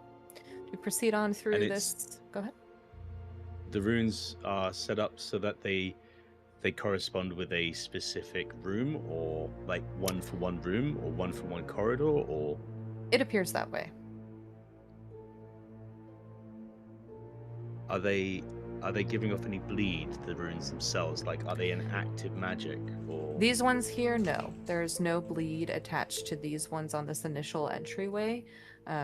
It does appear to strictly be directional, to as you're guessing, applied to maybe a different corridor to lead based on the shape of the room. maybe Arthur starts to sort of think of the control panel and the way the magic must be powered. Maybe the symbols represent the different parts of the spell that could be shut down or activated. So maybe it's part of the control system, like a prison shutting down a particular cell door or something like that.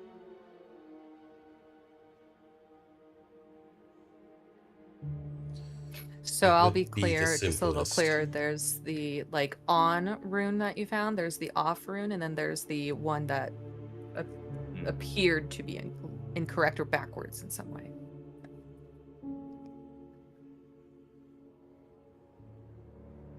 Does it look as though the runes can be shifted or moved in any way? No, they're just carved into a stone inlet here. Okay, cool.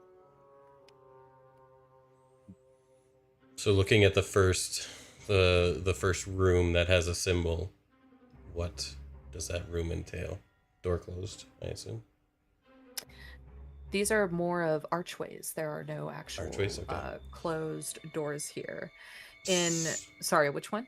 So looking at the first one that is in our faces here, what, just peering through the archway, what does it appear to be inside for that symbol?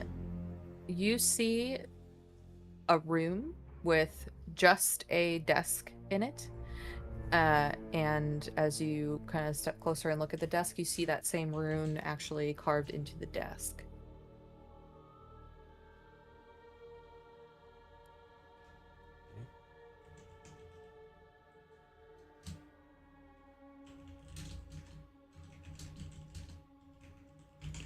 A desk with drawers? Yes.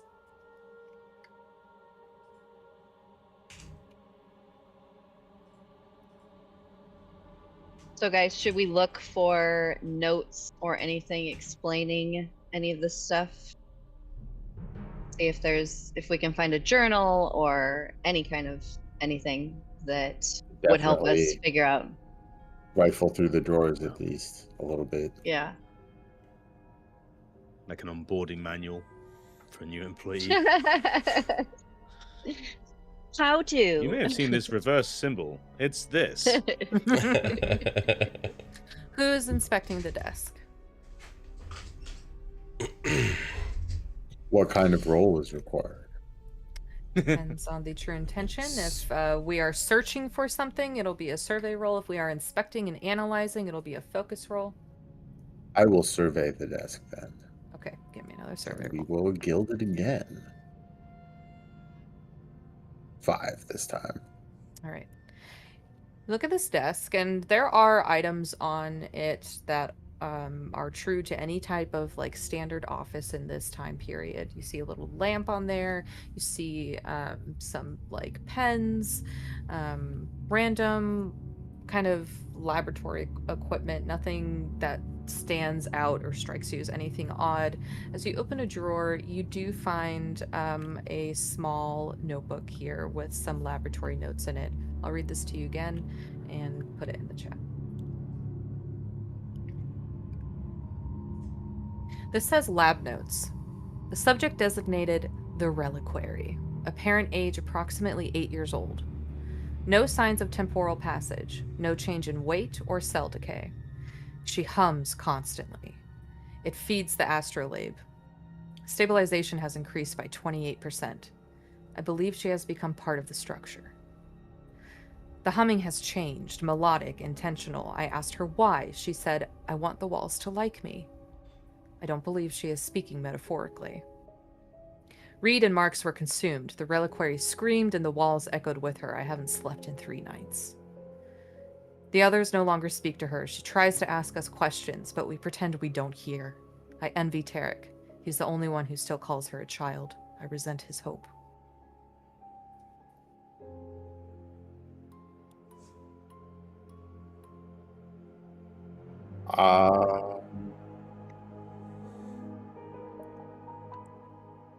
A little scared at this point. Just to be clear, also, this room you are in, attached to this room, goes with the on sigil. So just so I'm reading this correctly, it says 2 people were consumed? Yes. Consumed is the word used. Also, this isn't... I thought this was on here. It's not, but it is... This is the name of the person who wrote these lab notes. Oh. Amelia.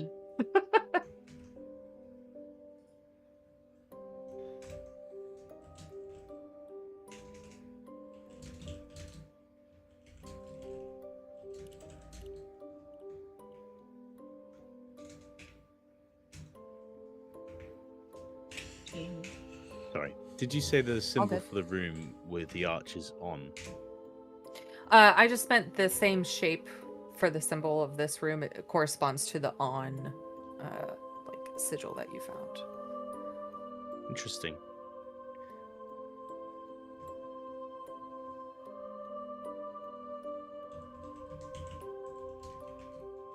Would having noted that, Arthur sort of pokes his head back out into the corridor and looks to the next room. And what does the symbol there denote? Off, the off one. And there's, of course, a third room with the third symbol. And is there only the 3 rooms? Yes, down this corridor, yeah. Interesting. So the panel controls specifically these 3 rooms rather than the entire complex, potentially.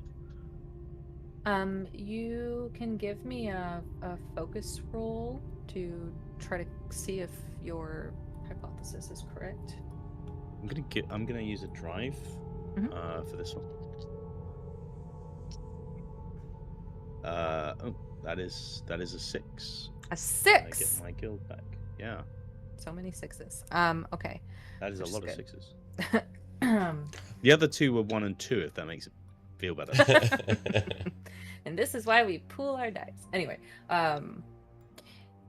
as you think about, you never really seen a room like this. How is a room supposed to power something magical? Emotional damage. This way.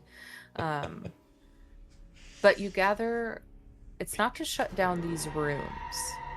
These are rooms attached to the function of the sigil itself, and you gather that, for instance, in this room, the on quote-unquote room, and finding Amelia's notes, this was her place to stay and remain, potentially as a go-between between the command, the control dais at the top, these rooms here in the center, and potentially whatever else might be below. Oh yeah. Took me a little while. I actually had to do this all in Canva. It's more of like a observation rooms, I would say, over the power of that specific magic.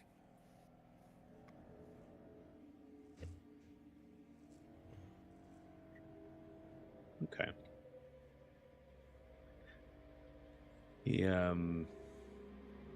Arthur's still formulating what that could mean, but he's with Thanks, each I step appreciate it. down, with each new clue, he's kind of refining what he thinks the magic is for. The lack of door is interesting. There's no, like, it's just an archway. It's just an archway. And he pokes his head back into the room, and he's going to wave his bleed detector around the room's walls, looking for anything out of the ordinary. You actually don't find anything out of the ordinary outside of what you would expect, bleed being around the desk here. Did you ever push one of those buttons? No. I can't remember if... okay. It was just a question. Didn't think it was... Didn't know what they did, so figured we'd wait and find out before pressing around the buttons. Well, those buttons aren't very far, so could run back upstairs and see what pressing one does. Tarek definitely wanted to hit one of them. Don't know which, but he died to try and get there. So we should all be aware of it. It may be something important, maybe a way to contain something. But for now, it's hard to discern what their function is. Yeah, I'm still trying to wrap my head around Amelia's notes, saying that the reliquary, which is some kind of anomaly that looks like an 8-year-old child, is part of the building. Yeah, that was So a little if off-putting for me as well. wherever we are within this structure, if she's still here, you know, just trying to. In my experience, trying and experimenting is the best way to find results, so I can run back upstairs and hit the button for this room. If you guys want to stay here and see what happens. Run, lever, crunk.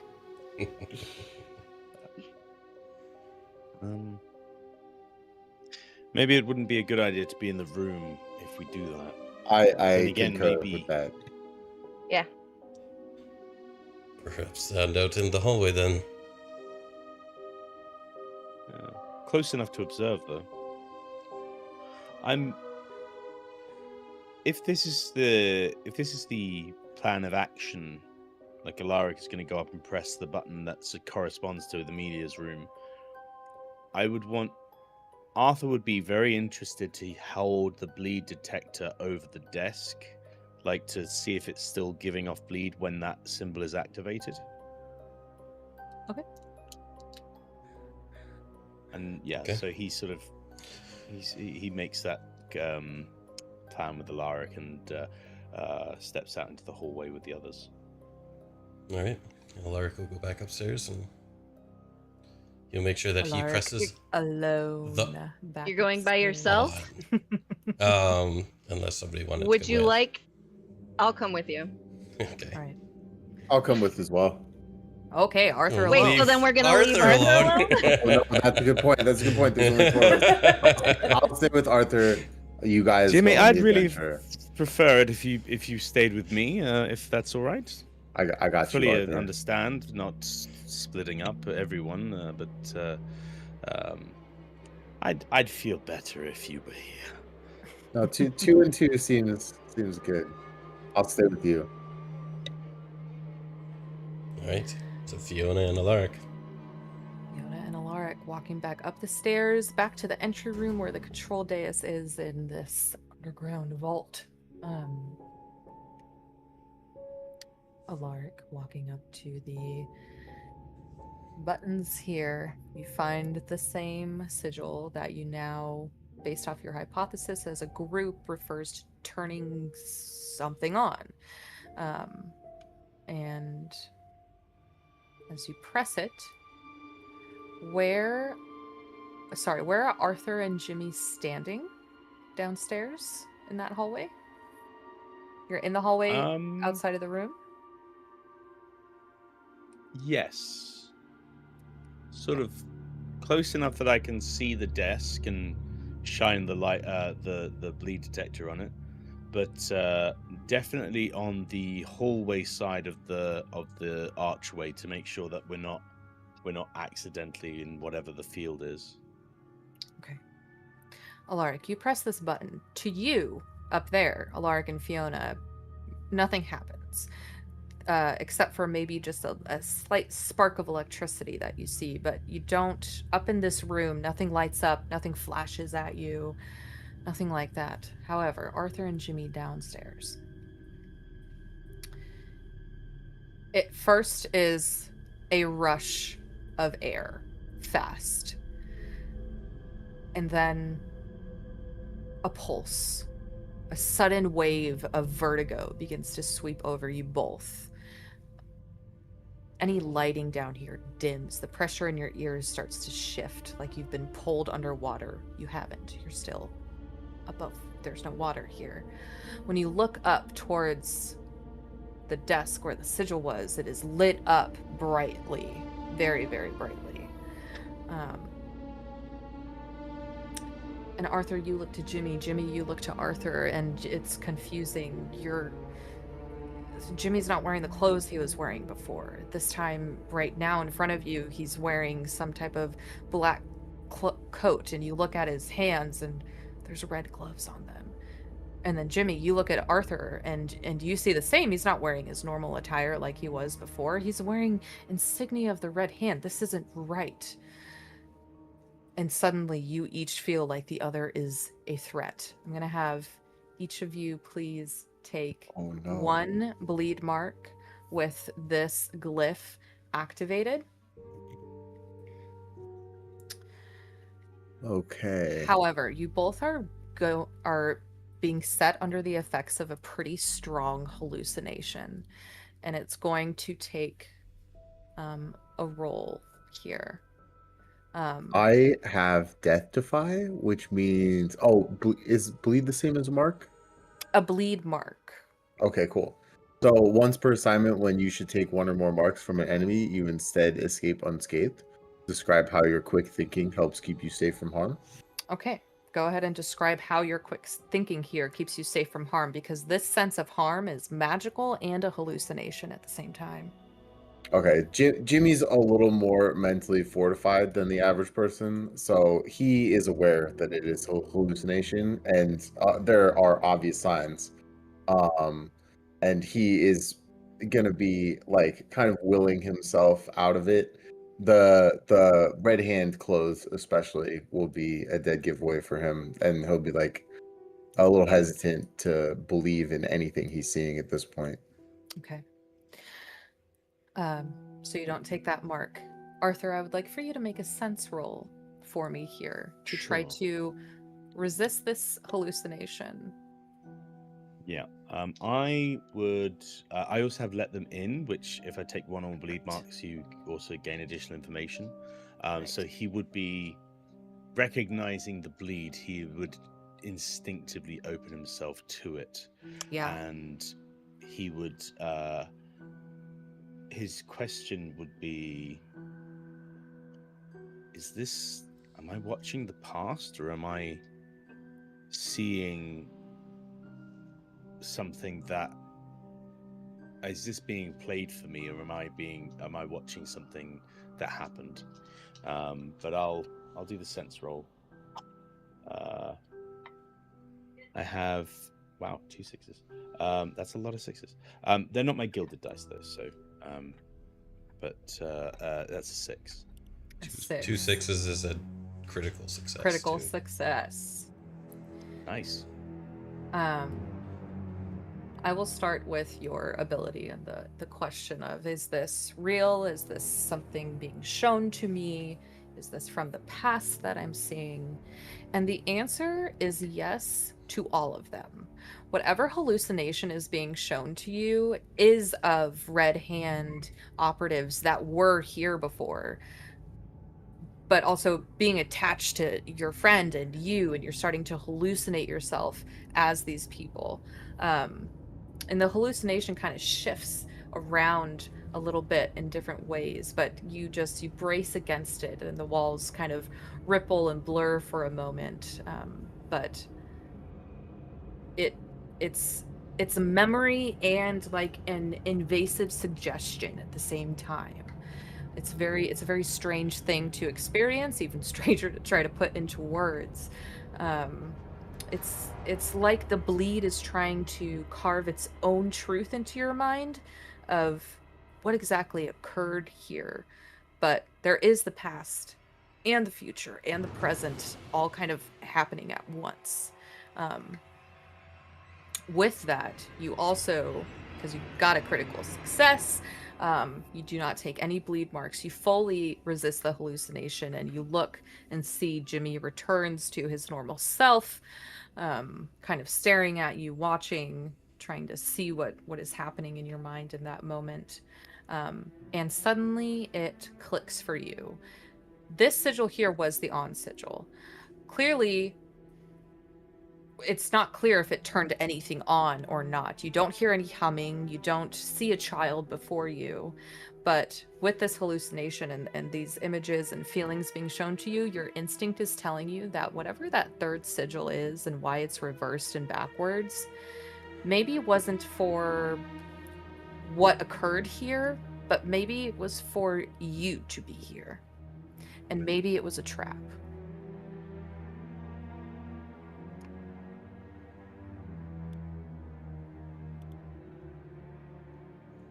I think at this point, Alaric and I assume Fiona would kind of make our way back down the stairs.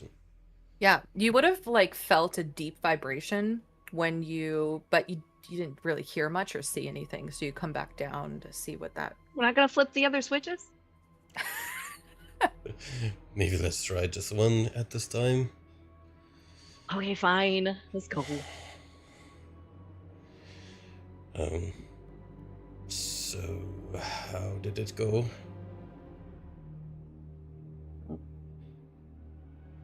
Not well.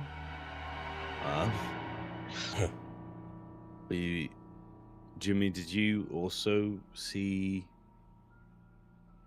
something change? Yeah, you were definitely not wearing the same clothes, and it was very, the air was, the whole atmosphere changed as well. Yeah. You were wearing dark clothes and red gloves, like the man upstairs. The one that had his throat slit. So are you. And, I think from the bleed, I think we were witnessing the past, but being made to be part of it. So, and they felt angry at each other, like they were going to kill each other. I definitely agree. It's very strange. Did you notice anything happen with the rune? In the room there? Room, the desk was lit up with bleed. Can I look at it again with the detector? Yeah. I was about to say, I'd be curious to see if it's still coded or whatever. It is. There's still, and there is more this time. There's a lot more bleed. It's clearly, its function didn't necessarily work as intended, probably because of whatever happened here. But part of it worked enough to cause a hallucination and probably working incorrectly. Okay. I wonder what would have happened if we were in the room. I'm a little bit hesitant to try that. I feel like we would almost have been forced to kill each other if we were in the room. It makes you wonder if that's why the guy upstairs... Because I was definitely feeling like killing you for a second there before I realized what was happening. No, I definitely wanted to kill you too. It's it's definitely that was definitely something we were both feeling. But I'm wondering if when you're in that room, are you witnessing what's happening in the corridor, or are you more exposed to what was causing us to hallucinate? That is a good point.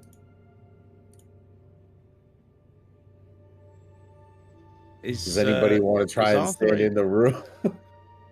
Is Arthur able to determine from the bleed that he was feeling if the power coming from the room was different from what he was experiencing in the corridor? That's a very wishy-washy ask, but give me one more sense roll. I'm gonna have the dice decide here.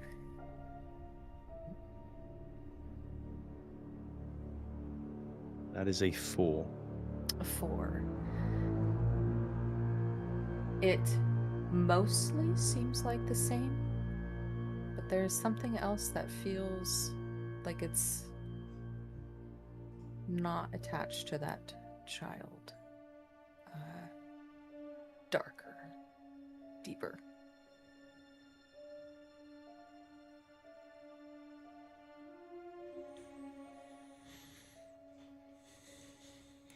I would read those notes again.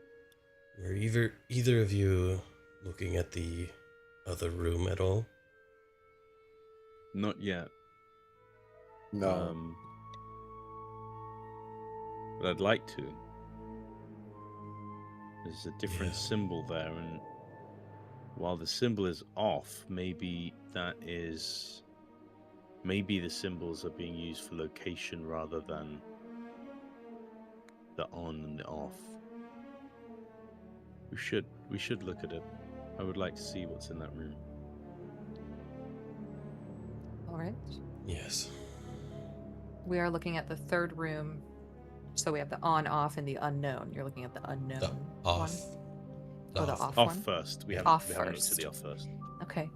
You look into this room and you see a couple of bookshelves with no books on them at all. Completely empty. And it's like 2 bookshelves against a wall, and then in the center is the larger sigil on the wall.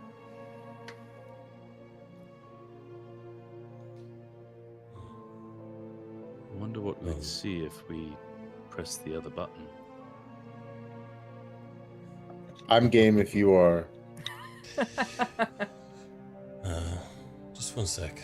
I'm gonna walk up to the bookshelf, and can I just move it to look behind if there's anything behind it at all? For sure. It's not attached to the wall. It's not very heavy. It's like old oak, but there's no books on it, so it's easily, and you look behind and it's just stone wall behind both of them.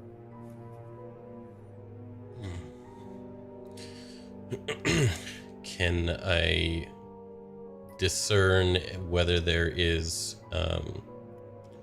there any dust on the shelves that indicate that there were books there recently, or recently removed kind of thing. Like, Yes, that is an easy thing to see.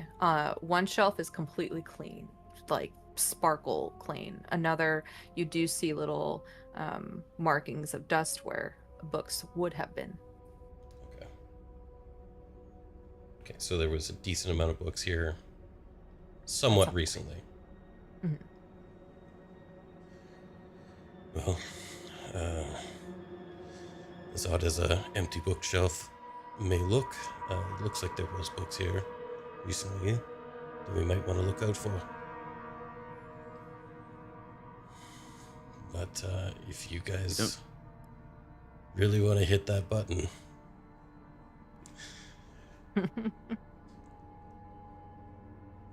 all for I don't know experiments. if we want to, but we might have to. I'm very. I mean, it wasn't pleasant, but it was very interesting. There were more of the red-handed people, so my initial theory that he was some sort of contact for Tarek, I don't know if that still holds. Maybe they were breaking in. They're violent. They're very. And they got this deep. I'd be interested to know if they did that before or after the bodies appeared. There's no way to tell how. There's no indication of time passage. I didn't get a sense of how long ago these two dark-clothed figures were in the corridor. Right. There, it was very obviously red hand, so it's certainly not anything ancient or a long time ago. But no indication if it was before or after what happened in the control room with the bodies. Correct. Oh, can I ask? The body who had his throat slit, was there anything that, I mean, it could be uniform and therefore both people looked like it, but was Jimmy's or Arthur's visage in this hallucination was it obviously that person? To you, Jimmy's was. Okay. So Arthur mentions that, Jimmy, you look like the man upstairs, the one we found first, the one with his throat slit. But we didn't see a second person. Yet. We didn't see a second person with red gloves, so maybe if there were two of them, assuming. What about the person that washed up in the boat? What were they dressed as? Does anybody remember? A good question. That was from the story from Captain Devader. Oh, okay. So you don't know. That was just kind of a ghostly tale he shared on the way. Just similar circumstances of the burnt out eyes and all that. Yes. Yeah. Okay. Jimmy, when you looked at me in that moment, did I look like the man upstairs, or? Arthur did not look like the man with his throat slit to you. Did he look like Arthur? No. As the hallucination took effect over both of you, it was a different face that you saw. This was a tall, lean, dark-haired man, probably around 30 years old, with a long nose. I will say that Arthur did not look himself clothes or visage, and explain the details that you just described about the person that he looked like. I do find it very interesting that they didn't look the same. So, I think that if these two men came down here and we saw that what actually happened, maybe they really did start to feel like they had to kill each other, and maybe one of them did kill the other, but we don't know what happened to the victor. Yep. I'm definitely worried that if two of us go down together into the room, we will kill each other. I am willing to risk it again. We did roll well. I still have drive points.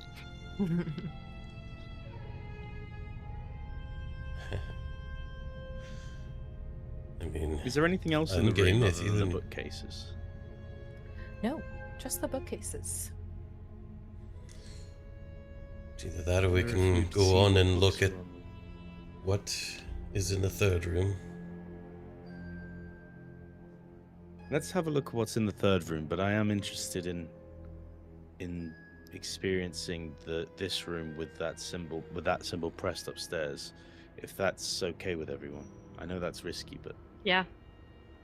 I'd love to find more notes if we can, because that last one gave us a lot of information, but it's not a lot of confirming or clarifying information. So I'd love if we could find something that kind of gave us a little more context. well, I'm wondering if this room, if we can see into the past, maybe we'll see the books that were on the bookshelves. Maybe we'll be able to read them. Oh, that's so smart. Then again, maybe it just becomes a knife fest and we kill each other, but it's still a possibility. Just Yes. give us all your weapons. We'll leave you completely defenseless, and you'll be fine. That's absolutely easy. I don't carry many weapons. I will relinquish my knife. Just to be safe. I don't know if you should do that. I mean, yes, it would be safe for Arthur, but will it be safe for you? Well, I think I can take Arthur if he doesn't have any weapons. You look at What if Arthur it's and you not see Arthur? very, very emaciated, weak, guy who could easily be stuffed in a locker. So we look and see what's in the third room first. Yes. Yeah, I think do that and then experience the off room. Okay. You look into the third room here. You see that same confusing sigil. You also see like a little bar cart with some glasses, some fancy vintage whiskey glasses, and a little whiskey container here. In the center of the room, with that sigil on the ground. Ace's laptop died. Oh no! That's why she's paused. Oh my god, my laptop died. Be right Oh, back. Okay, that's actually started. perfect because I have to go to the bathroom again. So Perfect. BRB. All right. Perfect He breakdown. looks over at Fiona. Fiona, what's happening? And Fiona's just Just paused. Yeah, she's been possessed. God, she's in the past. She's stabbing someone right now.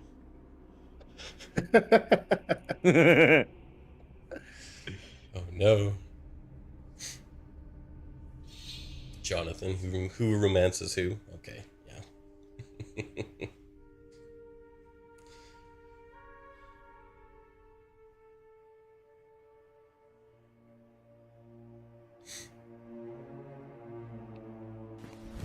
Emotional damage.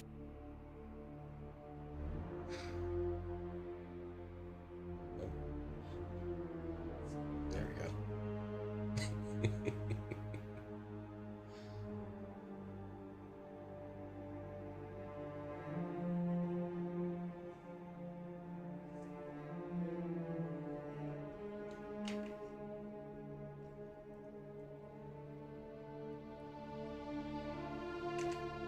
Always.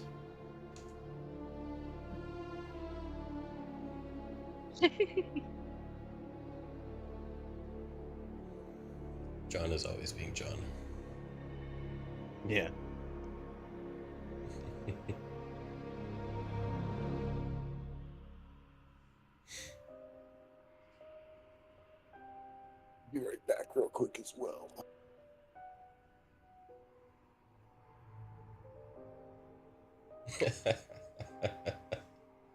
Scrolling through chat. Yeah.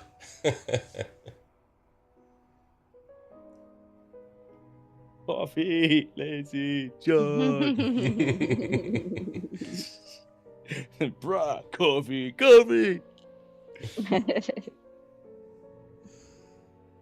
Like a Budweiser was up ad all over again. I've been kind of adjusting them, lady, a little bit. Just on the fly. I've had to turn it up and down a little bit, but that's about it. There was one time that we were in the middle of that last little session there, and it just like ramped up to this eerie, really loud eerie sound, and it was like, what the fuck is happening? It was quite interesting when I'm opening the wax paper, and it was like getting into the creepy music bit, and I was like, really I'm not intense. sure if that's yeah. intentional or if just good timing, but yeah, it works. My Yeah. camera is now not wanting to respond. You see Or that? give me a second to figure that out.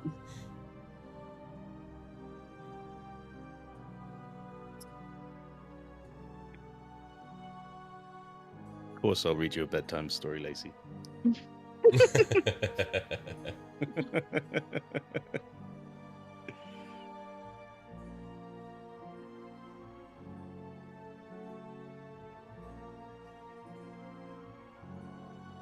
Once upon a time, in a land long, long ago, there lived an elf Oh, who decided one There we day go. that he was going to experiment with crystal meth.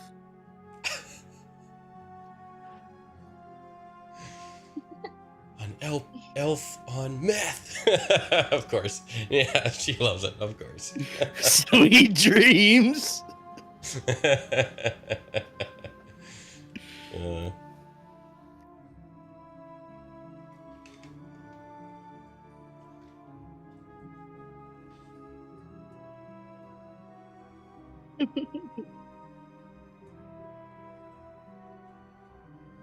so crazy, Lacey.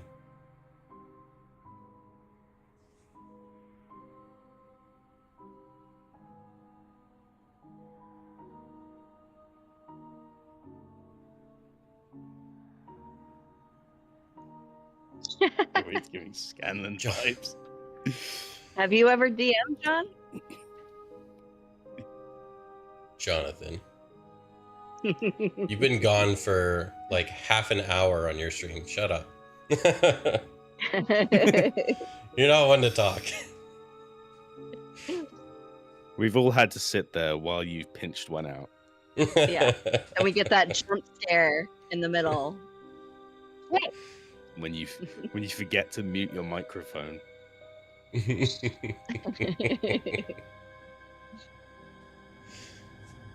Just the sound of a man struggling for his life. At least when you had sound alerts with a little fart, at least you could hide it in that. Not anymore. All right. I'm back. Lazy. All right. Man, people are going crazy in the neighborhood right now.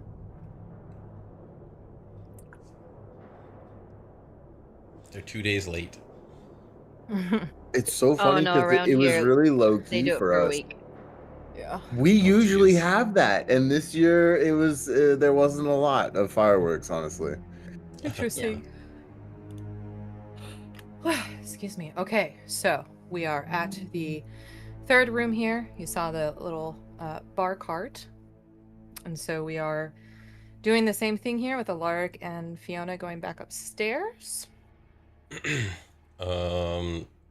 First, seeing the bar cart, and you said there was some type of wine.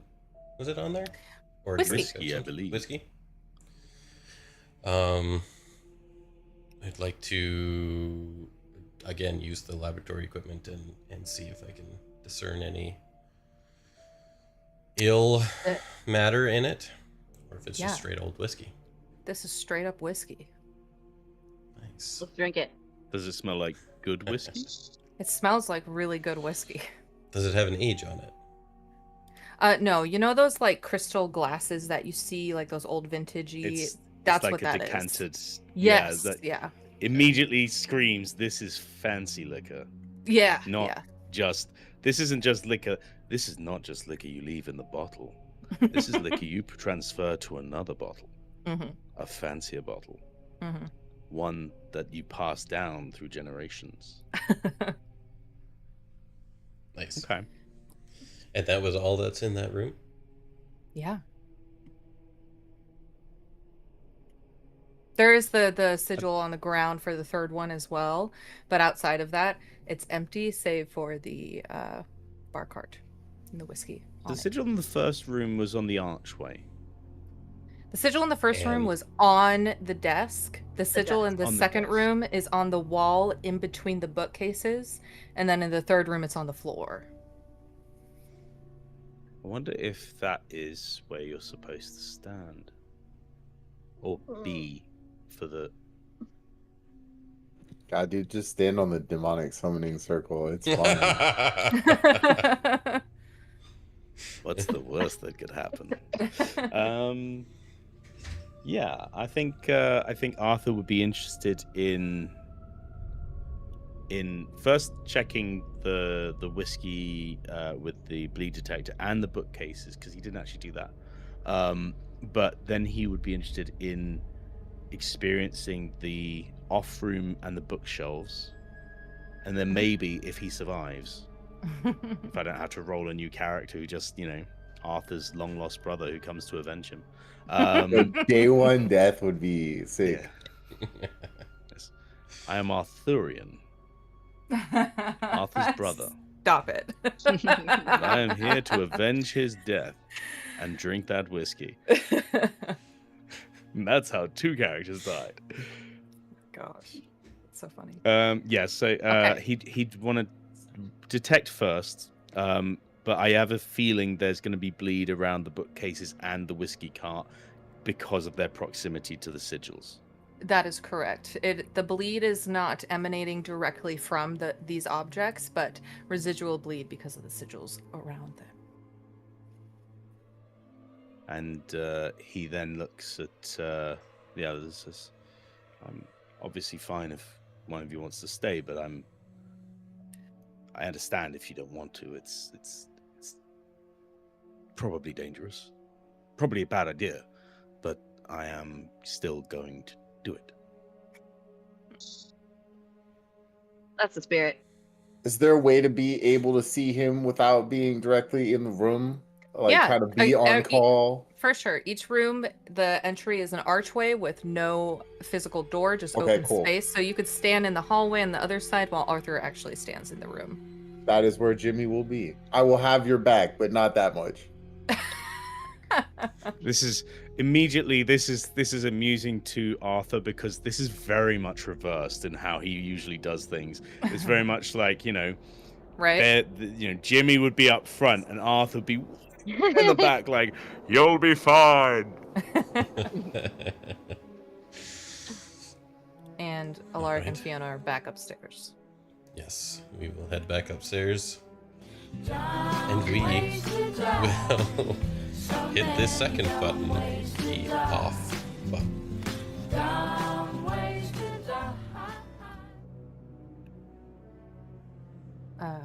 Sorry, 1 second. Okay, that's something.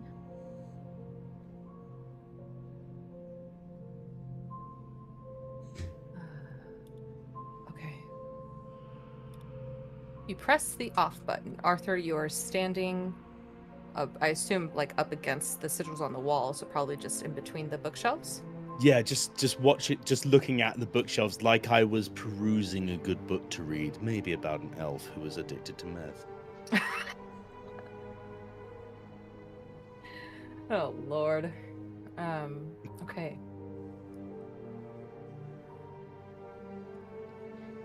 As you press the next button, Dr. Quinn, you feel a much larger vibration this time. don't hear anything, but you both feel it up there, and it seems to rattle the walls and the floor at the same time. Arthur, as this next glyph goes off, the same initial thing happens here, and you take 1 bleed mark from the eruption of the glyph. And then you're suddenly in a flooded room with no water. Jimmy, you watch as Arthur's body, he starts like moving around as if he's swimming in place, but there's no water. You just see him doing this. Arthur, as this room begins to seem like it's filling with water, but it's not. There's no up, no down. The bookshelves have disappeared for a moment, and it's all black to you.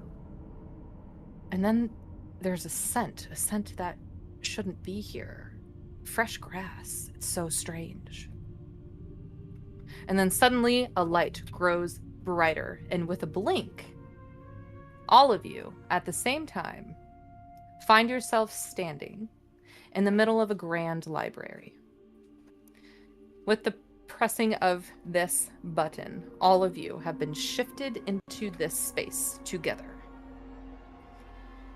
It doesn't look like the vault that you were just in.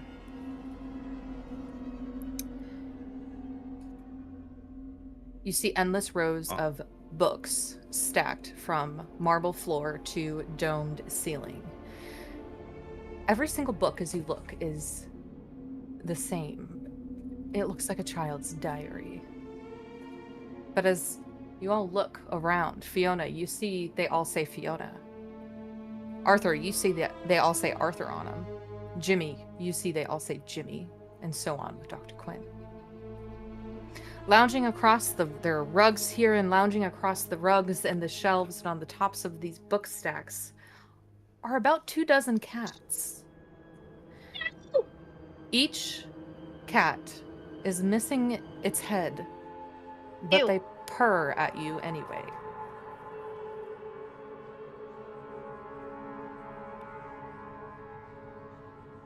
When Arthur took the bleed, could he once again try and reach out with your feelings, Arthur, and pick up something from the bleed? This time, the question he would be looking, the sort of information he'd be trying to find, as the room goes black, as the floating happens, is, am I moving through space, or am I moving through time, or is this something else entirely? You are...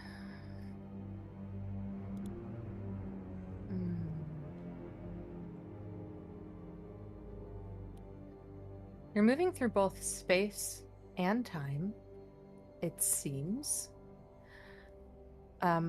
But it's like this room that you're in was taken from somewhere else and just plopped here. It doesn't make sense to be here, or for you to have been pulled here by way of the bleed. It's very, very strange with the room just appearing out of nowhere. I think with that you also gather not only you moving through space and time, but imagination at the same moment.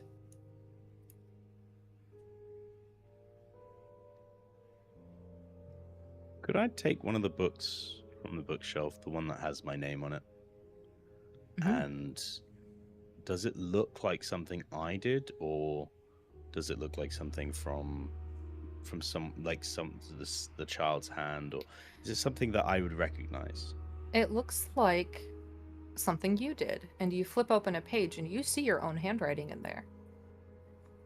And what you see is a sentence in your handwriting. It says, "I pushed her."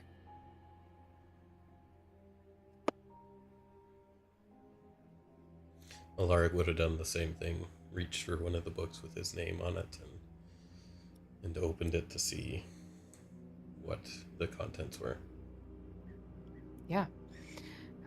Dr. Quinn, yours, you open it up and you see your own handwriting, but there's dates on here that are well into the future. And in your handwriting is written, "We buried Lenora in silence. No one spoke of the fracture."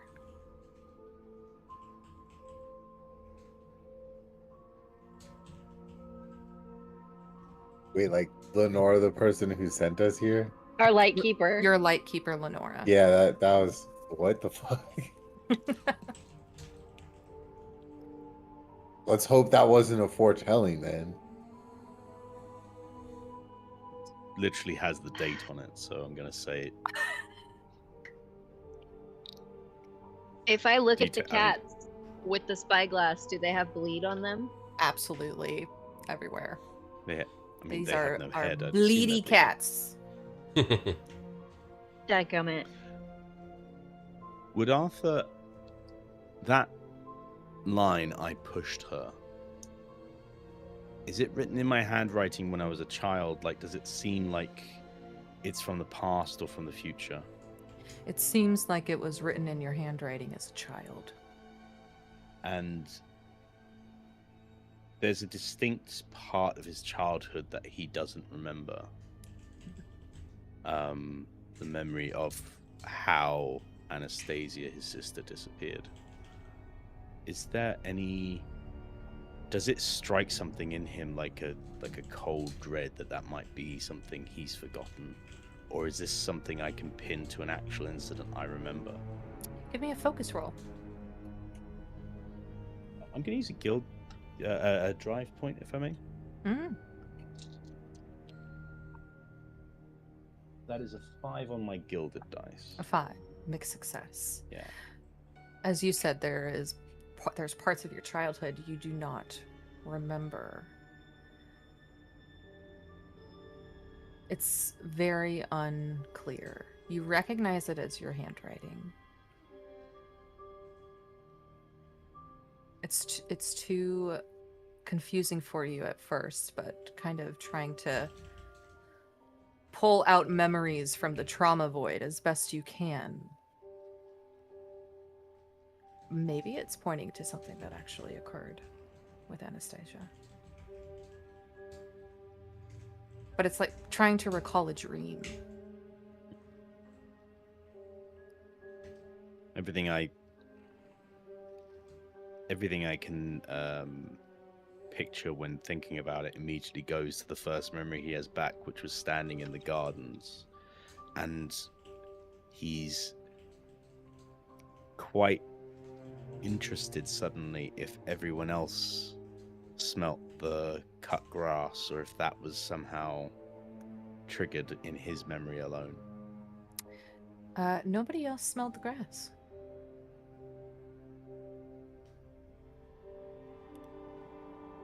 Alaric, are you still holding your book?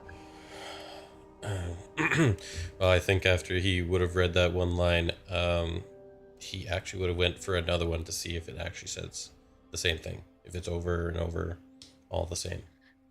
As you drop that book or put it back on the shelf and go to reach for another one, one of the headless cats kicks one off to you and drops on the floor in front of you. Uh-oh. I think he wants you to read that one.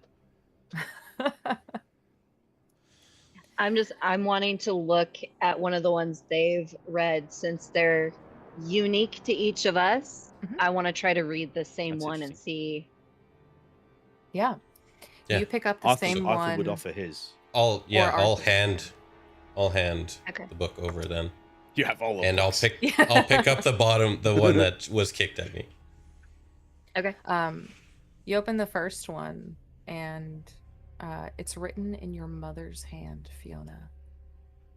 And it says, "We never left the circus. They just stopped noticing you." What?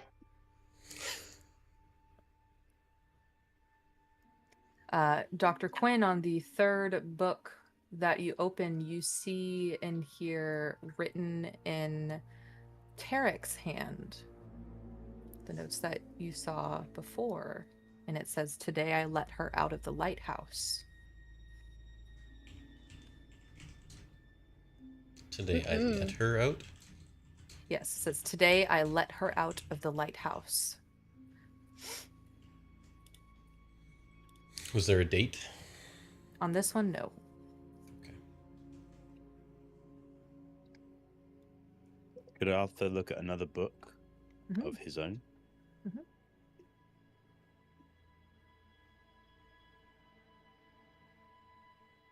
He's sort of reaches for the bookcase and runs his hands along the spines and looks for a book that looks like it was written in the childlike hand. If they have different, if he's able to discern a different, like, this is clearly when I was an older man, or this is what, and For he's sure. going to try and pick one of those up as well and see what he can learn. Yeah, you pick one of those up, written in a child's hand, but this hand is not your hand. This is your sister's hand. And it says, "Today I saw you again, but you didn't see me. You never look up anymore."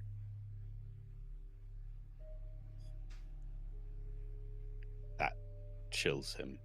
That's Absolutely. I would you know, say, in fact, with these many different trying to recall memory from a traumatized past and seeing this written in your missing sister's hand, you certainly take a brain mark from the stress of that. sure. I believe that's a moment someone can put emotional damage in the chat. Yeah, right. Emotional damage. Damage. Yeah, no, but he is going to try and keep hold of that Emotional book. damage. Suddenly, like, the most precious thing he's come into contact with is the book. Is, I mean, that's one page of the book. That's one comment in the book. How much of the book is filled? Like, if he was flicking through it, is it Yeah, full as of her writing, or you is it? flip through it and turn to the next page, it says the same thing over and over and over again. Same with every other book that any of you have picked up. It's repeating that same line throughout the pages. But each book is different? Each book is different from what you can gather from the perspective of who is holding it. He'd like to. He's going to try and keep that book, and he's going For sure. to take it with him. Okay. And that comes under collect oddities. Nice. And that's one illumination key. Yeah.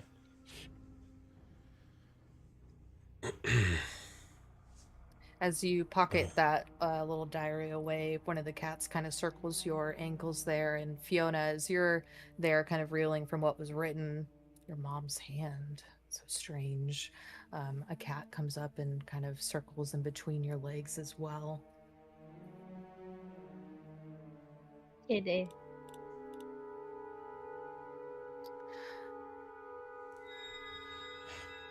As you all stand here,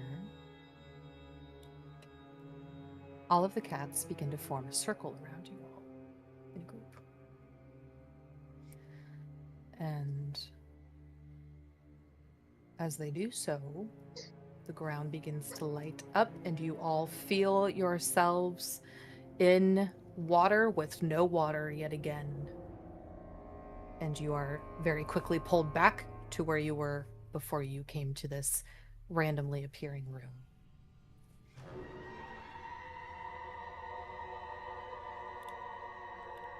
What the?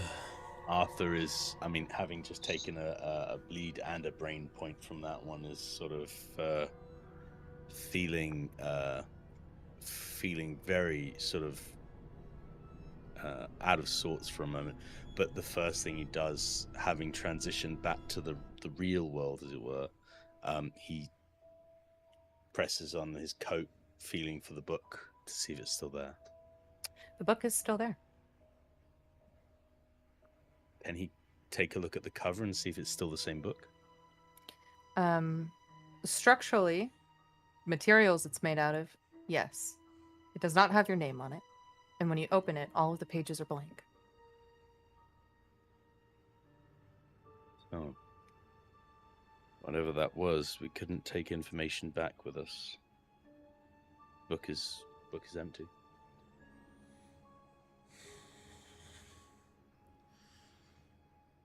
Did we teleport back? Not about to touch any of that. Just throwing that Yes. out. Yeah, you didn't touch anything. Did we teleport yes. back with the group? Okay. Yes, and you all are now back together, standing in front of the second room. Okay. You guys were pulled down from upstairs. Yeah. Yes. It's Interesting. a very weird feeling. Oh yeah, no, no less for me. I read in one of the books, it looked like it was Tarek's writing. And it said, "Today I let her out of the lighthouse." I think he actually succeeded.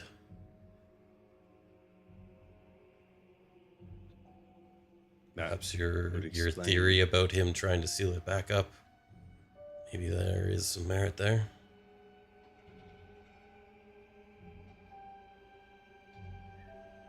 We can assume if he did let her out, if she is the phenomenon that is responsible for everything, we can assume this happened about 10 years ago when the first ships started crashing here. Potentially. It's not precise, but Could be when it all started. I am definitely willing to leap to that conclusion as well. So I keep going back to Amelia's notes, talking about the structure and the little girl talking to each other. And so the structure, I'm wondering if that is to cause or to blame for some of the events that went on. Because it said that when the two people were consumed, that the reliquary, the little girl cried out, screamed, So I'm wondering if she's connected to all of that, but it wasn't her that caused the death, if it was something else. maybe she's connected to it, Yeah. but not the actual. Okay. That is interesting. I wonder if Reed and Manx. No, I don't. No, I don't think they were the. One of them was upstairs. I don't think they were the Red Hand people. Based off that, you probably gather they were of the eons. As you guys have moved through this space and seen a lot of things down here now, it seems like most of it was strictly an eons facility. So the presence of the Red Hand is very odd for sure. The next room being the use of the whiskey makes me think it might be a literal meeting room, like a place for the heads of two different orders to talk about a joint venture, maybe. Yeah.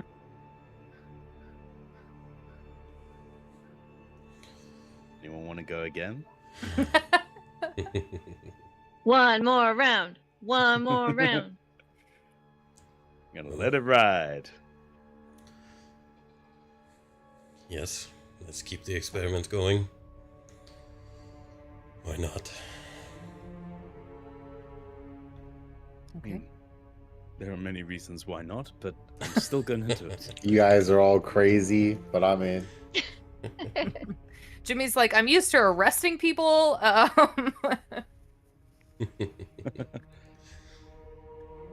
So the I doctor may have once taken again. a hallucinogenic or two in my career as well. Having to take them to amend myself to bad guys and such. But man, yeah, this is definitely some heavy stuff. Before heading back up, Alaric's gonna look at Arthur and You sure you're okay? No. Really? But there's always a price for knowledge. And I've never been one to shy away from that. Often to my detriment. Yes. So, what's one more roll of the dice? Literally. Well, okay, if you're absolutely positive you want to do this.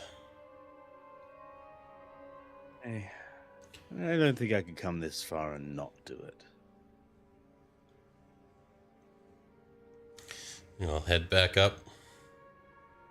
And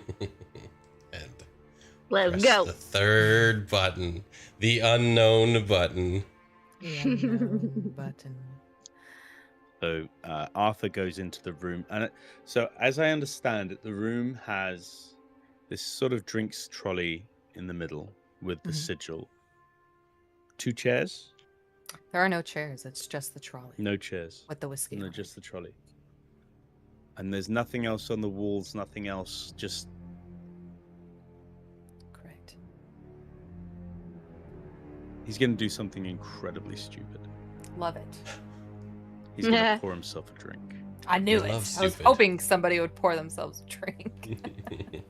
I know you were just I said like, I "No wanted one's to drink pouring the themselves a whiskey." drink." Yeah. Man likes And to he's touch like- the iron. Well, is to discovery, and he gives a sort of toast to Jimmy, and Yeah. As you kind of hold that glass there and toast to Jimmy, take a sip and kind of hold the glass in your hands for a moment. You recognize this glass. You recognize that trolley. You recognize those bookshelves and that desk. Suddenly, an image comes to your mind, Arthur, of a study. It feels so far away and distant, but it's familiar to you. And as you start to feel this recognition, Alaric hits the third button upstairs. And once again, you are pulled as the glyph erupts. This time, you do not take a bleed mark. As you all are pulled. You guys separated the party a little bit, so I'm improvising how to get you all to the same place. You all are pulled into what you can only assume is the lower portion of this facility. And you are in a chamber that feels inverted. And before you, you see a vast, hollow lighthouse anchored in this big facility around it. You see this lighthouse anchored here. And in the center, suspended in the air, is a girl about 8 years old. She is glowing with this blue eminent light, shimmering slightly. Her hair is drifting as if underwater, but there's no water in here. You see that there are chains of coral and mechanical tubing wrapping around her wrists and ankles, holding her suspended in the air like this. And then you all hear her song. Very, very loudly. Let me put this image in here for you guys. Her eyes slowly open and she looks at you, Arthur, and she smiles. Did he come back for me? Who are you? Am I finally going home? hi, what's your name? I was good. I stayed quiet like they said. I can And tell. it hurts when I remember my name, she screams. Very loudly. You all feel yourselves go deaf for a moment. I need all of you to take a bleed mark. Ew.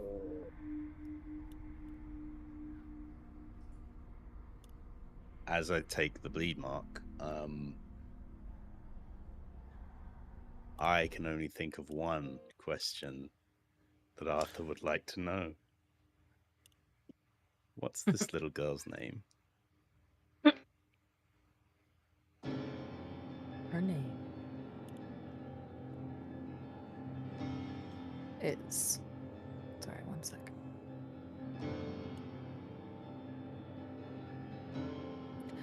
Her name is Liza. It is not Anastasia.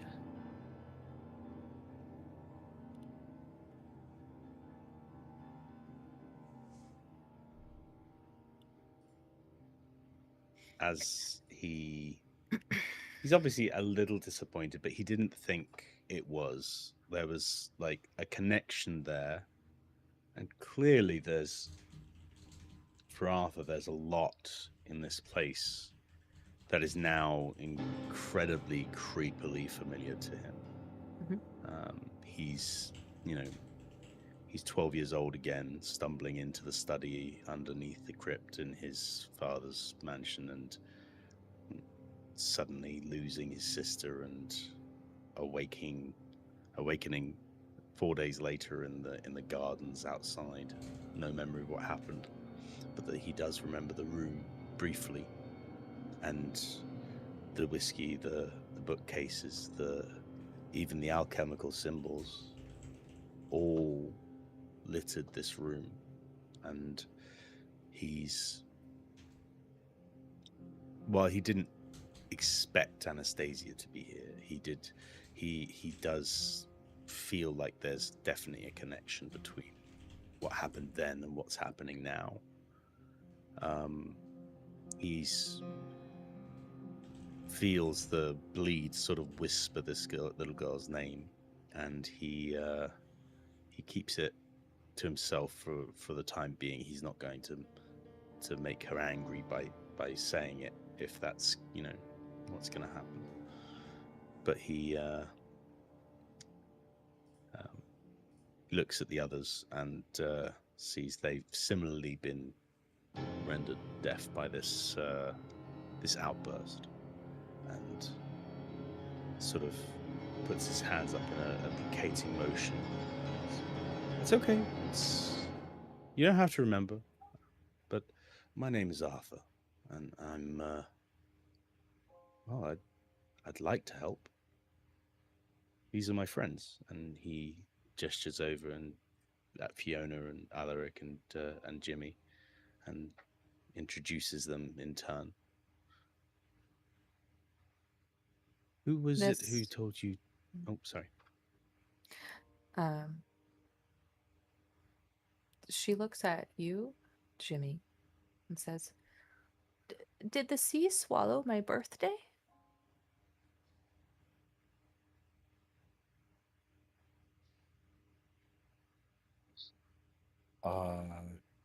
Maybe.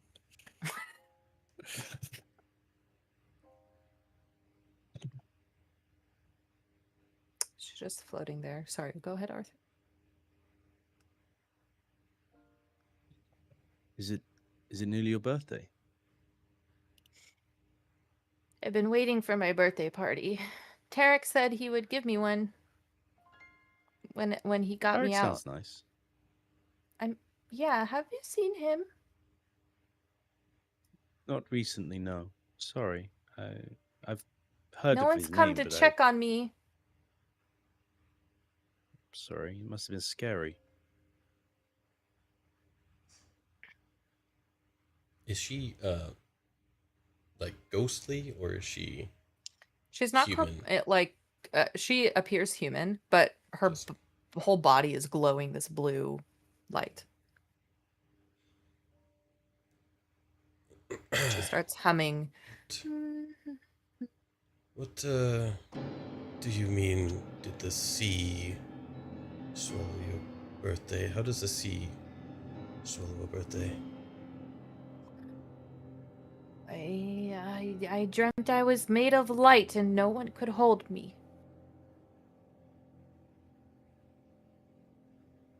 How Her long have you eyes been get really, waiting really here? big. If I stop humming, it all comes back.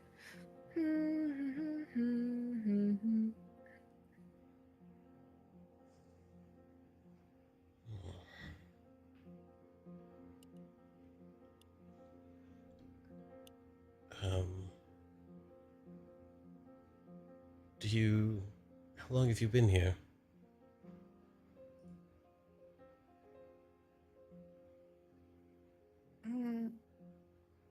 I She closes her eyes really hard and like she's trying to think really, really hard, and instead a scream emanates from her mouth. And this time it shakes the entire room. And you all kind of look up for a moment and see part of the roof here starting to collapse a little bit. Just kind of shaking, a piece here or there falling down, but unstable most certainly. Okay, sorry. I didn't mean to. It's not my voice anymore, is it? It's not mine. I was playing hide and seek, but I never got found.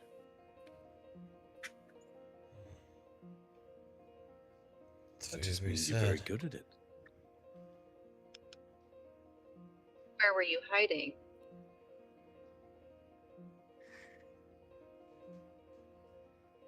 In that room. That room. Mama said don't open the door, but I did.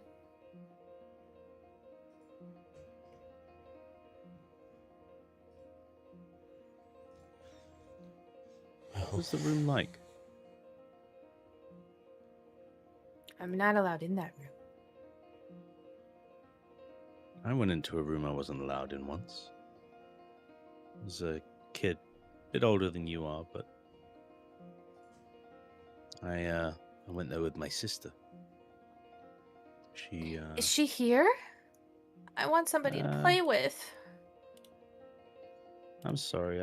She disappeared long ago. I honestly don't know where she is. If you close your eyes, In a the way. song goes inside.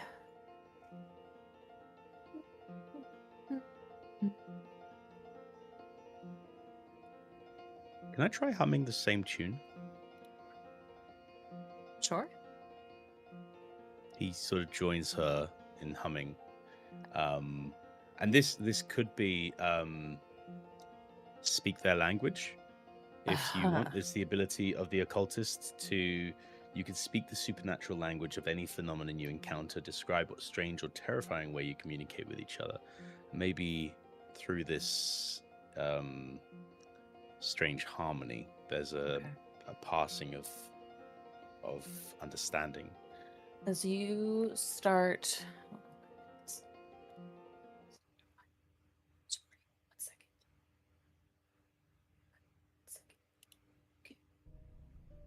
She's opening a playlist marked character death in case of stupid break glass. As you begin humming the same tune as her, you're kind of stuck in this synchronization with her, and you don't catch at first that the ceiling is falling. The rest of you, however, do. As Arthur tries to reach out to this child and speak her language, it's unknown how long it's been since she's had any kind of connection with anybody else, and this begins to send her into a little bit of a spiral of several different emotions, and as those emotions come up in her, the structure around the lighthouse is directly affected by them. So I'm going to have you do a sense roll, Arthur. This will be a high stakes roll. So do with that I what will you use will. a drive. And the rest of you... Everyone, when I took my first mark, everyone should have got that drive point back. Okay. The non-combatant as well. That's right, yeah. Okay. I will use a drive on this sense roll to roll with 3 dice instead of 2. and it is a gilded action, so I've got a gilded dice on that. The highest is the gilded, and that's a 5. 5. I'll start with Arthur here first. You reach out to Eliza, this little girl here, and it works. And at first, you are overcome with so much sorrow. It feels like your own at first, from a time past. And then it shifts into anger and fear. And as you continue humming this tune with her, images begin to flash through your mind of a group of Red Hand operatives kidnapping a young girl, taking her here, going through some type of ritual process, not sure what it is, but in some way bind her essence to this lighthouse down here. The rest of you, as Arthur is stuck in this, not noticing that this place seems to be collapsing as he makes contact, real contact with her. I'd like for all of you to please give me a move roll, the three of you. And this is to dodge falling pieces from the ceiling. I have no marks in move. Does that mean I must use a drive? You either use a drive so you don't roll at disadvantage, or you roll at disadvantage, which means you're going to roll 2 dice, and you, in this case, would take the lower of the 2. If you add a drive, you don't take the lower. You in the roll one? I will add 2 drives. Okay. And I lose 2 I got a 4. standard dice. A 4. Okay. It's a gilded action for me. I got a 5.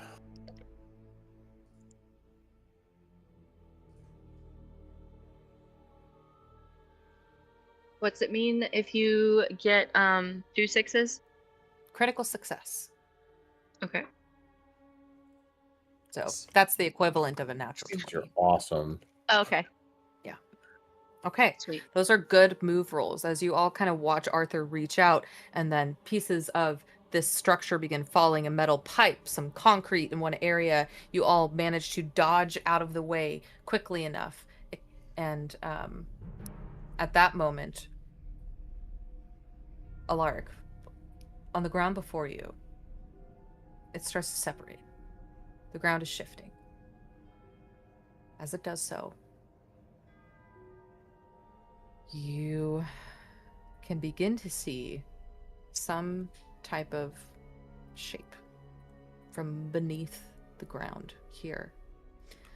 Arthur's still stuck in this trance with Liza, seeing how she came to be here. The rest of you dodging out of the way as this vault begins to collapse around you from above, but then something happening on the ground below. And you watch as this massive... you watch as this massive arm with this massive hand bursts from the ground. I'll show you an image. I think I'll show you an image. Here we go. The claw. This is huge. This belongs not to a giant, something larger than that, and it grabs onto the lighthouse. And we're gonna end session there. Oh. Okay. Okay. Cool. Yeah, we'll call Just it imagine Arthur coming out of this vision quest and suddenly seeing this giant hand grab Yeah. the house and be like, Yeah. "Yep, that's." We high five that the hand? tracks." It's because he drank the whiskey. It'll bro. crush your whole body, basically. I'm gonna high five it with my face. Crushed. Actually. Awesome. Nice. Yeah, I thought I'd do That was just great. a little bit, just 3 hours. I normally go like maybe 4 or 4.5, but we'll call it a little bit shorter for our first session today. Get everybody comfortable in the mechanics and the world and the story. Lots of different things going on. So Oh yeah. that was super fun. That was great. Yeah, thank you. 10 out of 10 for sure. Yep. Yeah, it's a lot of fun. I'm a little concerned about Arthur having 3 bleed marks already. Yeah. Well, he could start one, right? Yeah, I guess let's see. I- So I'm in who- danger. He would I have wanted to ask, 4. did- Would have had 4 already. Soak 1 just means I can only use that once per session. Is that right? Or I believe so. It's intended. I don't think Yeah, it's intended to obviously per use assignment. whenever. Yeah, per Yeah. assignment. so I've got 2 bleeds. I don't know if 2. I can get those back or not, but you know, only there's have 2? could take scars as well. You know, so Yeah. just, would prefer not to if possible. So Arthur's with 2 marks. What are the rest of you at? Yeah, 1. I only have brain- 1 mark. Or 1 bleed. I mean. One bleed mark. I've got 2 Yeah. 2 bleed, 1 brain. 2 bleed, 1 brain. Yeah. Okay. And now, just to be Afterwards, clear, the it's good. scarring only happens when you fill up marks of that damage type, so to speak. Yeah. Yeah, if I get 1 more bleed, I'll have a scar. Oh no. No, it's the 4th. It's the 4th. Fourth Yeah. mark. So you can Yeah. take 3 bleed, Oh, I see, and then right. then when then you On the go 4th. you fall incapacitated on the 4th one. Looking at the bleed examples, the bleed scar examples, eyes that don't blink. I love it. There's It could be any, yeah, depending on what it could be. rippling skin, Mhm. purple blood. Honestly, I may just constantly exhaling smoke. Honestly, I may just do it for the fun. It also, Add to the yeah, because you change characterization. your stats, so to speak, when you take a scar. So that's always fun to like Yeah. change, see how Yeah. your character is physically changed, not just in RP, but in stats too. It's pretty cool. Fun stuff. So I Yeah, think that next session we may start with some flashback scenes. So it'll be one-on-one RP between each of us. I think I'm not certain yet if we'll start with flashbacks or get right back into this, but we'll find out. And yeah, so next week we don't have to be on 30 minutes early. I think Exalti's good on everything, so we'll start at. I'll put another event in there, and we'll start at that time. So I'll always be in chat early. So. Sweet. Sounds Hey. good. Awesome. Thanks Yeah. for Fun. playing. Yeah. Thank you. Thanks for running. Yeah. All right. Bye, guys. great. Bye. Yeah. Bye. Well, that was fun. Oh yeah. It's kind of. So I didn't end up showing it this because we all had our webcams on already. But this is basically all the characters.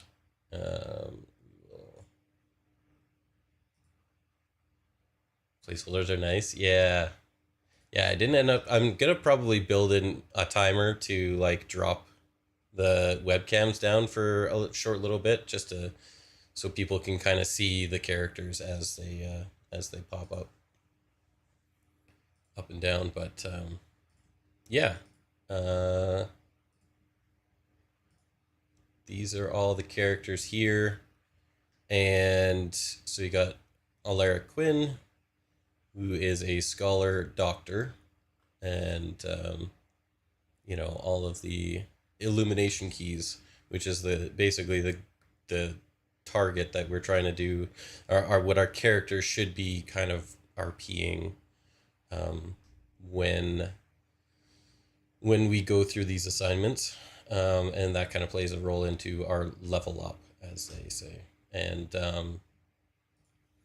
then Fiona Armstrong, who is a muscle, is the role, and explorer is her speciality, and illumination keys of study an artifact, discuss history, and run into danger.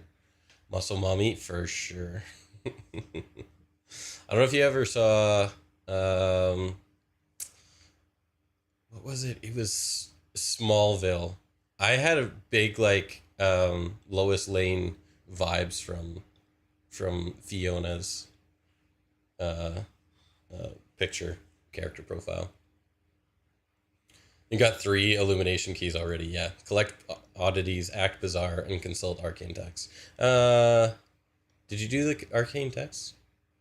I guess maybe those journals maybe count as it. You got Arthur.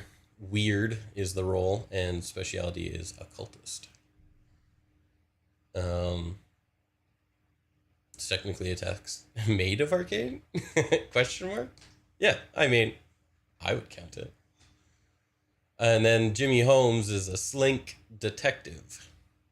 Probe a witness, track a target, and reveal a clue. And you definitely collected it, yeah. Definitely collected it as an oddity. And you're just naturally acting bizarre. The transfer sheet definitely for that illumination key. Yeah. Yeah.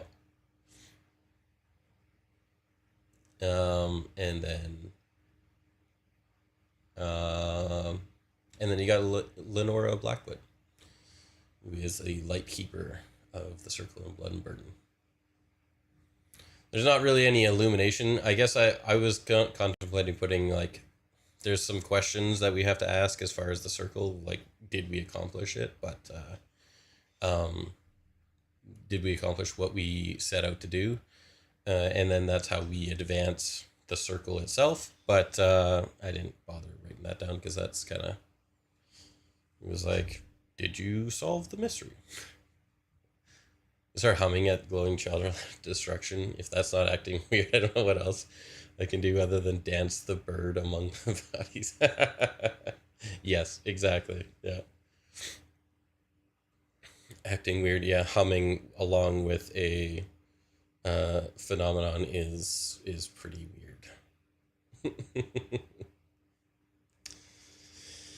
Well, I hope you guys enjoyed the session, and I definitely look forward to next session. So we will do the same time next week, 3 o'clock Pacific on Sunday. And I appreciate you guys hanging out. Bam. All right, guys. I don't know that I ran into danger. Well, ran, maybe not. Walked slowly. I appreciate you guys. I will catch you next week for the next session. Sauntered into danger is for sure the answer there. All right. Bye.